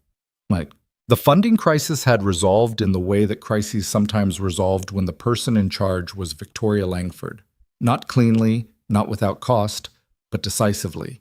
She'd bridged the gap herself, as she'd told him at 11:30 on that hard night in May that she would. She'd moved money from her personal reserves in a way that made her financial advisor visibly uncomfortable, and that she'd explained to Daniel afterward with the matter-of-fact tone she used for things she'd already decided weren't up for discussion. He told me it was imprudent, she'd said. What did you tell him? That imprudent was a relative term, and that I'd given him my decision, not a question. How did he take that? He wrote me a very long email about it that I read the first paragraph of. In the weeks that followed, 2 new donors had come in, one through the county, one through a foundation she'd cultivated for years, and the gap had closed. The construction timeline was intact. The children's hospital would open when it was supposed to open. She didn't talk about it much after it was resolved. That was her way. The crisis absorbed, the decision made, the outcome filed, move forward. He understood this about her now in a way that no longer felt like a translation exercise. It was just how she was built, and how she was built was something he'd come to know the way you came to know the sounds of a building you'd worked in long enough. The specific settling, the particular complaint under certain conditions, the particular steadiness in the places that mattered most. The gossip in the building had not disappeared, but it had shifted register, as workplace gossip always did when it was faced with the stubborn reality of what was actually true. People talked less when the thing they were speculating about was plainly visible and also plainly fine. Not scandalous, not something that disrupted the work or compromised the standards she held everyone, herself included, to. Patricia Oswald said nothing to Daniel about it, which was its own kind of statement. She'd said her piece and let it be, and she watched the situation unfold with the satisfied expression of someone who had made a reasonable assessment and watched it prove accurate. There was one conversation with one person that was harder than the others. It came from James Forsyth, the senior architect with the rotating watch collection and the 20 minutes in the parking garage some mornings. He was 43 and had been at the company for 4 years and was good at his work, Daniel had always thought, in the technically proficient way that didn't extend very far beyond the technical. He stopped Daniel in the stairwell in late June with the air of someone who had been working up to a thing. I want to ask you something, Forsyth said, and I want you to take it as genuinely asked, not as anything else. Daniel looked at him. Okay. What you have with her? He stopped. Restarted. Is it the real thing, or is it another stop? He seemed to be struggling with how to say what he was actually trying to say. I've been here 4 years. I know what this company is to her. I know what she is to this company, and I know, he paused again. I know she doesn't make personal decisions lightly, so I'm asking. Daniel understood what was happening. Forsyth was asking if Victoria's judgment could be trusted here, if she'd made a mistake, if this was going to become someone's problem. He held the man's gaze. Yes, he said, it's the real thing. Forsyth looked at him for a moment, assessing in the way the architects all assessed, spatially, structurally, looking for the load-bearing elements. Okay, he said. Then, she's been different this year. Better. More. He seemed to settle on the word carefully. Present. Yeah, Daniel said. Forsyth nodded once. He started to move past, then stopped. You went up on the roof in November. Yeah. In that storm. Yeah. Forsyth looked at him for a moment. All right, he said, in the tone of a man who had completed his investigation and reached a verdict. He went up the stairs. Daniel went down. Oh. In July, Victoria showed him her apartment for the first time. It was on a Saturday evening after they'd had dinner. At a restaurant this time, a real one. The kind where they sat across from each other over actual plates of food and talked for 2 hours and neither of them checked their phones. She'd suggested coming back for coffee in the way she suggested things she'd considered carefully but kept casual sounding. And he'd said yes in the way he said yes to things he'd been waiting to be asked. The apartment was on the 11th floor of a building in Capitol Hill, and it had the quality he'd expected and also the quality he hadn't. He'd expected the order. And it was ordered, yes, everything in its place with the same thoughtfulness she brought to architectural design. He'd expected the absence of clutter, the clean surfaces, the books organized in a way that meant she'd actually thought about them. What he hadn't expected was how little of herself was in it. Not that it was cold. It wasn't cold exactly, but it was the apartment of someone who hadn't decided to live there as opposed to stay there.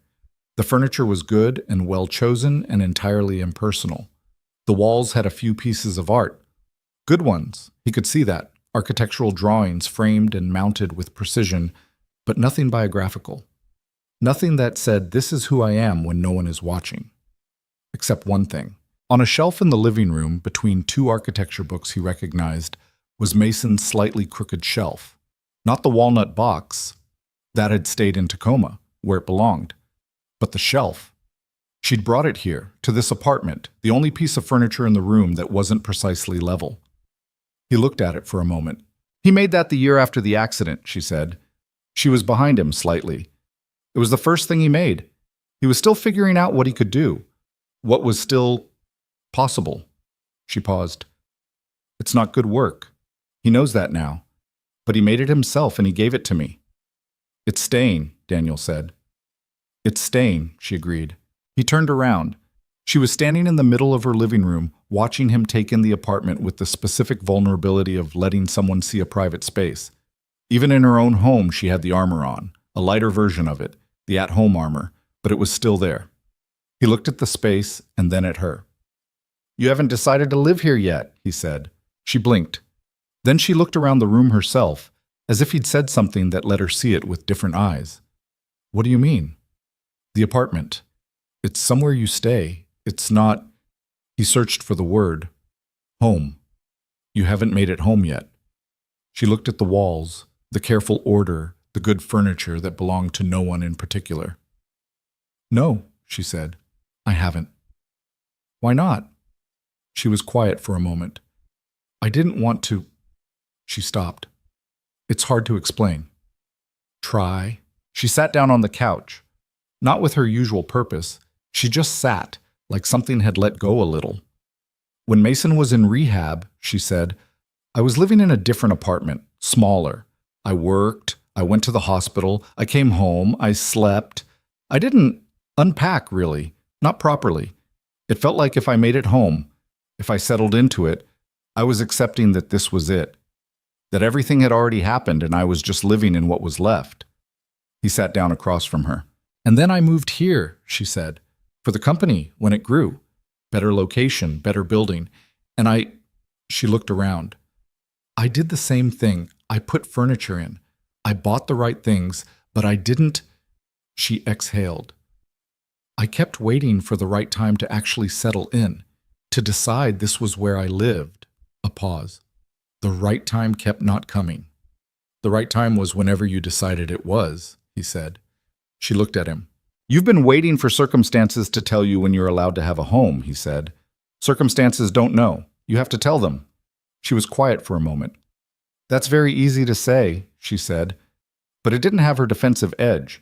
It was said plainly, like she was just noting a fact. I know, he said, I spent 2 years not unpacking emotionally after my divorce. I kept thinking I was waiting until things settled. Things don't settle. You settle. She looked at her hands in her lap for a moment. Then she looked up. Will you help me? He wasn't sure exactly what she was asking, but he was sure enough. Yeah, he said. Whatever you need. She nodded, looked at the room. It needs things, she said, actual things. Things that mean something. She paused. I don't entirely know how to do that. Sophie does, he said. She looked at him with the almost smile. Your 7-year-old is my interior design consultant. She has strong opinions and she's very specific about what matters, he said. It's actually a useful skill set. Victoria looked at him for a moment. Then she laughed. A real one, unheld, the kind that came from somewhere genuine. He'd been collecting these, her real laughs, the way you collected things worth keeping. Okay, she said. The Sunday in August that Victoria and Sophie spent together in the apartment, officially, with intent, with a list that Sophie had made on notebook paper in her uneven second-grade handwriting, was one of those days that Daniel understood later as a hinge point. A day that looked ordinary from outside and was something else from inside. He'd been there in the morning for the planning phase, which involved Sophie sitting at Victoria's kitchen table with the list and a measuring tape she'd borrowed from Daniel's toolbox, moving through the apartment with the authority of someone who had been given a job and intended to do it correctly. Sophie had opinions about windows. She thought there should be things near windows. She thought the shelf in the living room was too empty. She thought the kitchen needed something alive in it. A plant, she specified, something that grew. She looked at the framed architectural drawings with the seriousness of a person who didn't entirely understand them, but could tell they were significant.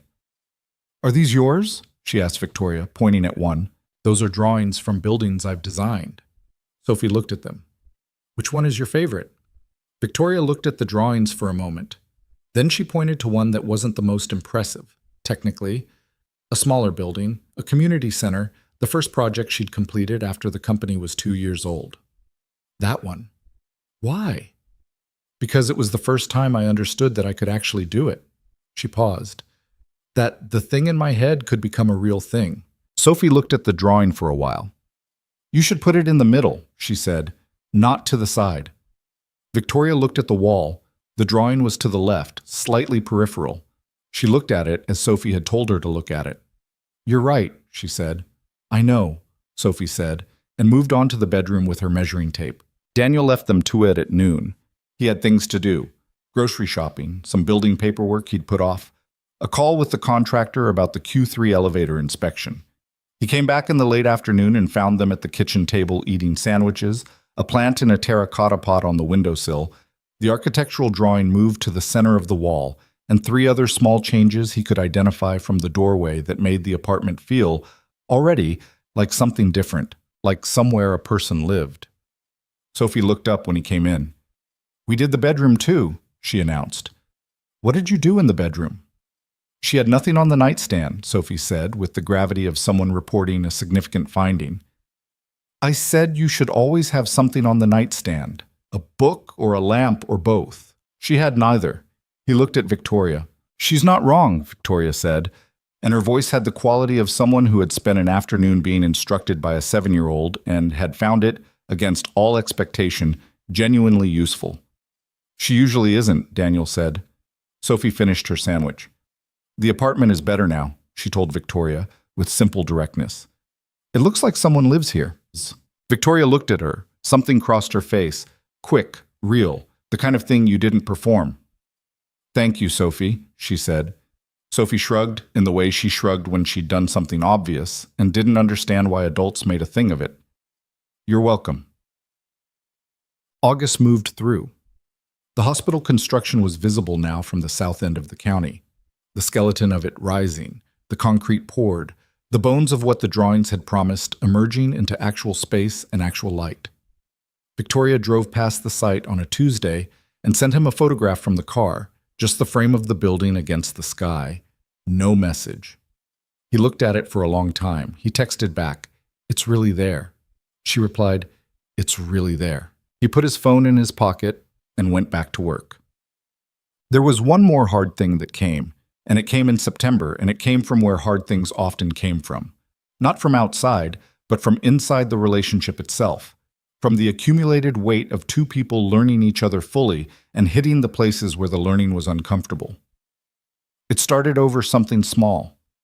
It always started over something small. She'd made a decision about her schedule, taken on a new major commission that would require significant travel for the next 6 months, consulting work for a firm in Portland that wanted her eyes on a project, and she'd made the decision and then told him about it after the fact. Not asked about it, not discussed it, told him. He'd said, okay, in the moment, because it was her career and her decision, and he understood that.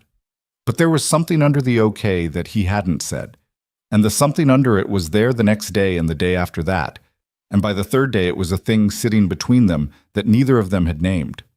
She noticed. She always noticed. She came by the office Thursday afternoon, and she looked at him and said, "Say it." He looked up from the maintenance log. "Say what?" "Whatever you haven't been saying." He closed the log. "You made a decision that affects both of us," he said, "and you told me about it after, not before." She held his gaze. "It's my career." "I know it is." He said it without heat. "I'm not saying you needed my permission. I'm saying—" He paused. "We're in this together now. Decisions that change the shape of things are worth a conversation first. That's it." She was quiet. "I've been handling things alone for so long," she started. "I know," he said. "I know that's the habit. I know it's not malicious. I'm telling you that it lands as exclusion, even when it isn't meant as one." He paused. "I'm not asking you to change everything. I'm asking you to put me in the room before the decision is made. Not to make the decision, just to be there." She looked at the floor for a moment. He recognized this. The moment of genuine reception, when something he'd said had gotten through and she was sitting with it rather than deflecting it. When she looked up, her expression was honest, not defensive, just open, the way she was when she was being real. "You're right," she said. "I know it's hard for you to do that," he said. "The consulting thing. I'm not—" He stopped. "Are you excited about it?" She looked slightly confused by the shift. "Yes." "Then tell me about it. Actually tell me. Not the logistics. Why you want it." She looked at him for a moment.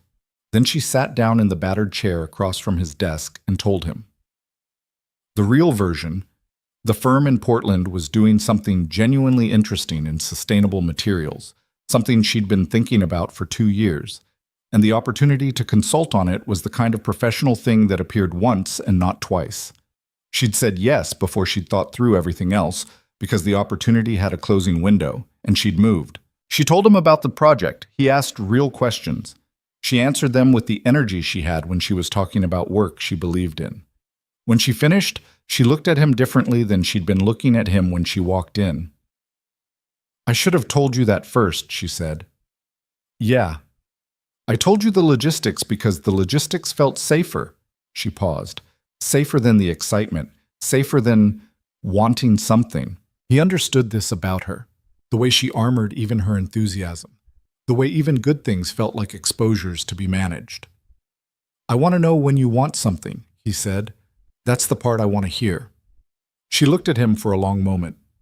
"I'm going to keep forgetting that," she said. "Not on purpose. It's just—" She stopped.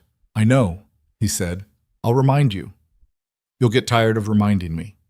"Try me." She looked at him with the expression that had no clean name, the one he'd been collecting all year, the one that was relief and fear and something warmer than either. It had gotten more frequent. She'd gotten less practiced at hiding it. "Okay," she said. One more time. That word she kept returning to. He leaned across the desk and kissed her briefly, and she let herself be kissed the way she'd slowly learned to let herself be things. Not with performance, just with presence. "Tell me about the sustainable materials thing," he said. "From the beginning." She told him. All of it. Yeah. The autumn came in his way Pacific Northwest autumns came. Not dramatically, but thoroughly. The colors changing and the rain returning and the city contracting back into itself after the summer's brief expansion. October arrived and Daniel thought about October a year ago. The first storm, the words through the door, and understood how far the distance was between that and this. The building still needed its systems maintained. That hadn't changed and wouldn't. The elevator was still unreliable on third Tuesdays. The HVAC on 9 still complained in the mornings. The fire suppression panel he'd fixed in November of last year had been behaving itself, which he'd noted with the professional satisfaction of a repair that held. He was still the facilities manager.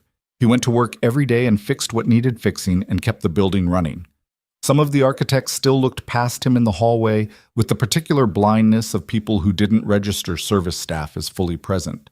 Some of them had learned to nod. Forsyth said good morning to him now, which was not a small thing. Marcus at the front desk had a new photo on his desk. The grandkids, at what looked like a birthday party. Daniel had asked about it one morning in early October, and Marcus had talked about his grandchildren for 11 minutes with the focused enthusiasm of a man for whom this was the most important subject available, and Daniel had listened and meant it. Patricia Oswald passed him in the hallway and gave him the look of someone who had predicted a thing and was watching it prove out, which he received with a nod and didn't comment on. The building breathed around him the way it always had, but inside it, things were different. Tassi. Victoria started leaving things in his office, not making a thing of it, just leaving things. A coffee mug she'd taken from the break room once, and that he'd started thinking of as hers. A book she'd lent him that had been on his desk for 2 months, and that he'd read twice. An umbrella she'd forgotten in September that was now living behind his door. Small accumulations. The material evidence of a person who had been present enough long enough to leave traces. He had things at her apartment now, too. Not many. A jacket, some books, a coffee mug that Sophie had picked out deliberately on a Saturday at a market and presented to Victoria with the gravity of someone making an official contribution to a shared space. Victoria had put it in the cabinet and used it the next morning. Sophie had noticed this on their next Sunday visit and had said nothing, but Daniel had seen the expression she'd worn when she saw the mug in the cabinet, the small, private satisfaction of a child whose plan had worked. He hadn't commented on it. Some things were better not commented on. The night that mattered most happened in November, a year and 4 days after the storm. He would remember the date because of that. He was in the building late, not for any crisis, just because he'd been doing the annual infrastructure review that required walking every floor after hours when he could assess without interruption. He was on the 12th floor, just past the point in the hallway where he'd stood a year ago with his hand on a door handle. Her office light was on. He knocked this time. "It's me," he said. "Come in," she said. She was at her desk, not in a crisis, just working, the late working that was her baseline, the thing she did because the work mattered and the evenings were long and she had the capacity for it. She looked up when he came in. "You're doing the floor walk," she said. "Just finished." He leaned against the door frame. "It's good. Building's in good shape." She smiled at this, a real smile, the kind she'd stopped being careful about around him. "Good." He looked at the office, at the desk she'd had for years, the drawings on the walls, the awards turned slightly sideways on the shelf, and there, on the corner of the desk, in a small frame he hadn't seen before, a photograph. He came in properly and looked at it. It was the 4 of them at the Blue House. He hadn't known anyone had taken it. It must have been Mason, that afternoon in May, the long light coming through the kitchen window. Sophie was mid-sentence, clearly, one hand up in the air. Victoria was looking at Sophie with an expression that was completely unmanaged, open and warm and present in the way she was when she forgot to armor herself. Daniel was looking at something off to the side, probably whatever Sophie had been pointing at.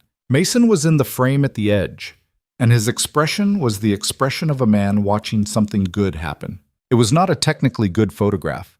It was slightly blurred at the edges, the light a little uneven. Sophie's face midward and therefore not quite resolved. It was, Daniel thought, a true photograph. The kind where what was actually happening showed up. "When did you get this?" he asked. "Mason sent it in July." She looked at the photograph from across the desk. "I printed it last week." A pause. "I realized I had no photographs in here." He looked at her. "I realized I had no photographs anywhere," she said, "and that I'd decided somewhere along the way that having photographs was something I didn't do." She paused. "I don't know when I decided that, but I decided it. And now? And now I have one." She looked at it. Sophie is yelling about something. She usually is. I like it, she said. It looks like a real afternoon. It was a real afternoon, he said. She looked at him. The office was quiet around them. The city outside the windows had the November dark, the rain beginning again in the familiar way, the lights below blurred in the wet. A year ago, she said. More or less. More or less, he agreed. I said something. She said it without looking at him, looking at the photograph. He understood what she meant immediately.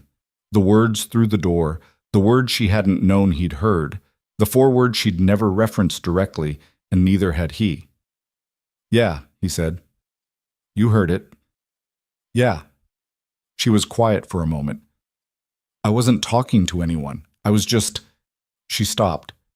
Sometimes I said things out loud to check if they were true. She paused. To see how they felt in the air. He came and sat in the chair across from her desk, the chair that had become, over the year, something like his. Was it true? He asked. She looked at the photograph. Sophie's hand in the air, her own face open as he'd rarely seen it in those early months, Mason at the edge of the frame with that satisfied expression. It was true then, she said. It was true for a long time before then. She looked up at him. It's not true now. He held her gaze. No, he said. It's not. The rain on the windows, the familiar sound of the building around them, the systems he'd learned like a language, the low hum, the distant elevator, the particular quiet of a place after hours when it belonged to itself. I need to tell you something, she said. He waited.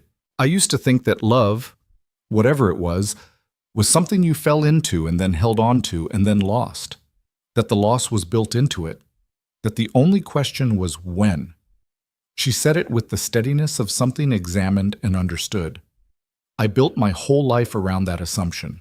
I made every decision with one eye on the eventual exit. And now? He said. She looked at him with the expression that he'd been watching change all year. The one that had started as armored and careful and had become, over months of ordinary days and hard phone calls and Saturday afternoons and rainy Novembers, something else. Something real and open and a little scared and completely present. Now I think, she said carefully, that I was making decisions based on a story that other people confirmed enough times that I stopped checking whether it was true. A pause. I stopped checking whether it was the only story. It's not, he said. I know that now. She said it quietly. Because of you. She looked at the photograph. Because of Sophie, because... Her voice was steady, but only just. Because you went up on a roof in a storm over some drawings, and you came back in, and you were dripping on the floor, and you said it was the job, and it wasn't just the job. No, he said. It wasn't. She looked at him. The armor was down, fully down, in a way he'd seen only a handful of times in a year. The real face, all the way through. I love you, she said. He'd known it. He'd been almost certain of it for months, the way you were certain of structural things you'd tested enough times. But hearing it was different than being certain of it. Hearing it was the thing becoming real in the air, the way the hospital had become real when it broke ground, the way anything you'd been moving toward for a long time was different when you finally arrived. I love you too, he said. Not with any particular drama. Just said it, the way he said true things, plainly, because plain was what they deserved. Because the plain truth was more valuable than anything decorated. She looked at him for a moment, and then she did something he hadn't expected, which was that she got up from her desk and came around to him and sat on the edge of the desk, close to the chair, and looked at him at close range the way she did when she was done with distance. He reached out and took her hand. She let him take it, which she'd been letting him do for months. But it was still a thing that had weight every time. She wasn't a person who let her hand be taken easily, and he never took it for granted. They sat like that for a while in the November office while the rain came back outside. The months that followed were not without difficulty because they were real months in a real life, and real lives came with difficulty sewn into them at regular intervals. The Portland consulting work began in October and required her to be away 2 days a week for most of the fall, which required adjustment on both their parts. Him managing the evenings differently, her learning to call before the decisions rather than after, both of them negotiating the ordinary friction of two adults with full lives trying to integrate those lives without losing the shape of either. They were not always good at it. She shut down twice in November during periods of high pressure at work, going quiet in the particular way she went quiet, and he learned to recognize the quiet without treating it as rejection, and to say clearly what he needed when she'd forgotten to ask. She learned, slowly, imperfectly, not in a straight line, to ask. He got the time wrong on a school pickup once, and Sophie waited in the rain for 12 minutes and was magnificently, thoroughly unimpressed with him for the entire evening, which he absorbed with the fullness it deserved. He apologized to Sophie directly, without softening it, and Sophie accepted the apology with the judicial authority of a child who had been wronged and was prepared to forgive but wanted the record to reflect what had occurred. Victoria had been there for this, and she'd watched Daniel take the accounting without deflection and apologize without excusing himself, and later she'd said quietly that she was still learning how to do that. Just take it when she was wrong without building a case around it. "It's a practice," he'd said. "Like everything," she'd said. "Like everything," he'd agreed. The children's hospital opened in the spring. Not the following spring, the spring after that, because construction takes the time it takes, and the county had had opinions, and the contractor had had challenges that required 3 difficult conversations and 1 near replacement before things were resolved. But it opened. On a Wednesday in April, it opened. Daniel didn't go to the opening ceremony either. He watched some of it online, sitting in the facilities office. At lunch, his door closed. The footage was better than the groundbreaking. You could see the building now, the actual building, the thing that had been drawings, and then a steel skeleton, and then concrete, and now was real, finished, with windows and corridors, and the atrium, and, visible from the footage, the garden above it catching the April light. He watched Victoria cut the ribbon. She was wearing something that wasn't her usual work clothes, more formal, which the occasion required, and she had the expression that he'd seen on her face the night the county approved the project. That particular expression of something felt so fully it required physical management. A reporter asked her afterward what the most important element of the design was. She thought about it for a moment. On his screen, he could see her think. The real consideration, not the prepared answer. "The gardens," she said. "They were the element people said we couldn't afford and couldn't justify. And they were the thing that was most essential. Because a child who is sick needs somewhere to look that isn't a ceiling." She paused. "The building can be technically correct and still fail the people it's for. I wanted this building to know who it was for." The reporter asked a follow-up. She answered it with the directness she brought to everything, and then she moved on to the next person, the way she moved through everything, forward, already attending to the next thing. He closed the tab. He sat in the quiet of the facilities office for a moment. He'd known, since the night she'd shown him the drawings at the light table, what the building was going to be. He'd seen it in the choices. The corridor widths, the window placement, the insistence on the atrium and the garden. He'd seen a person's values made into architecture, which was what the best buildings were. He texted her, "It's a good building." She replied 4 hours later, which meant she was still in the middle of it all. "We're going to do it again, bigger." He smiled. "Obviously," he wrote back. Sunday mornings at the Blue House had become a thing that simply was. A thing that didn't need discussion or scheduling because it had become part of the structure. Not every Sunday. Life was too uneven for every Sunday. But most of them, through the winter and into the spring.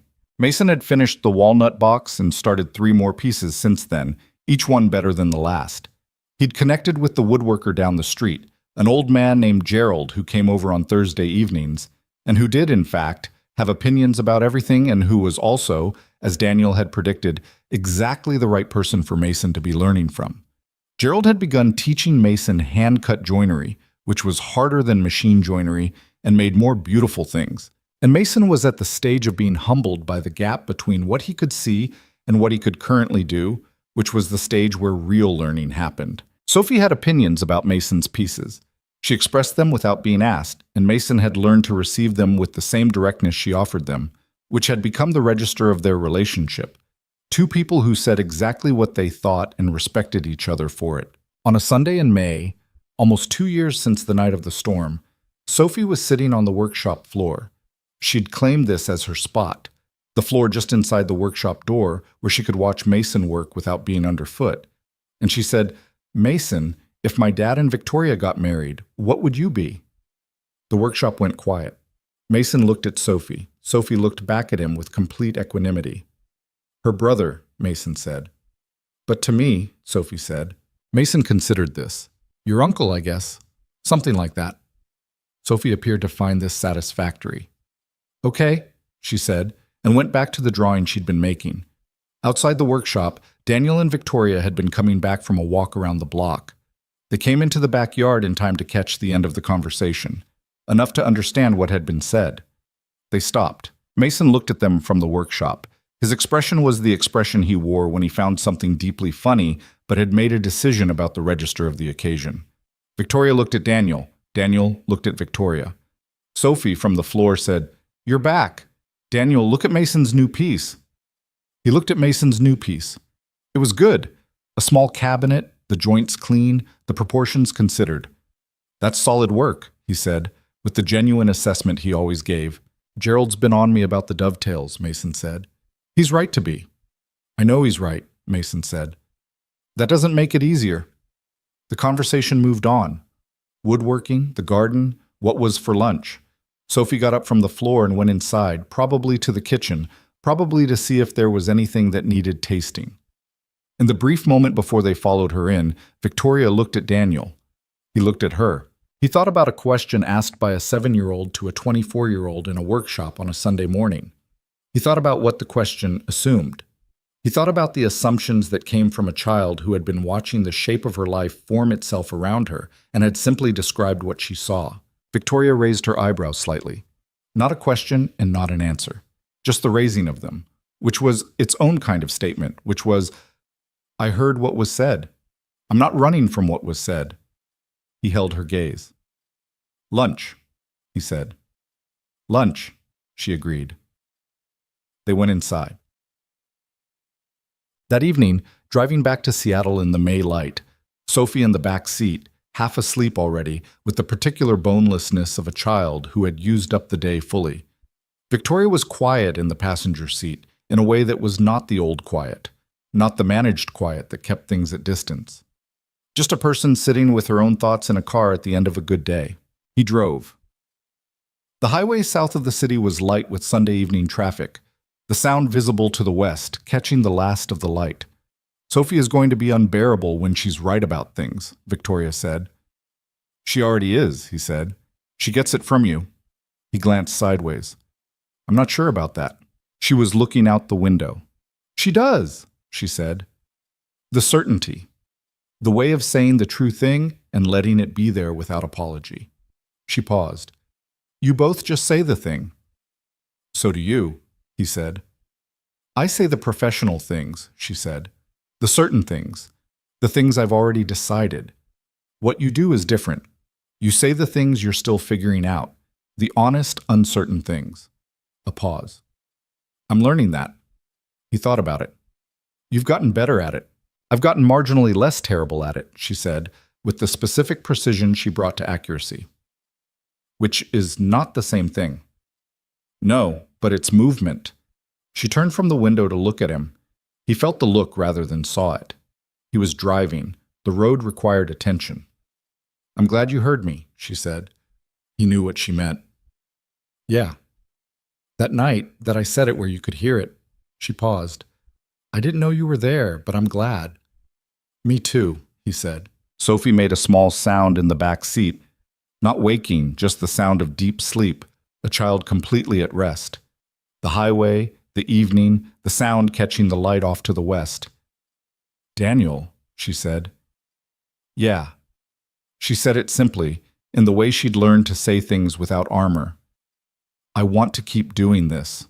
He understood the full scope of what this was, the drives and the blue house, and the Sunday mornings, and the hard phone calls, and the Wednesday evenings, and the coffee on his desk, and the slightly crooked shelf on the right wall, and all the ordinary days that had accumulated into a life he hadn't planned.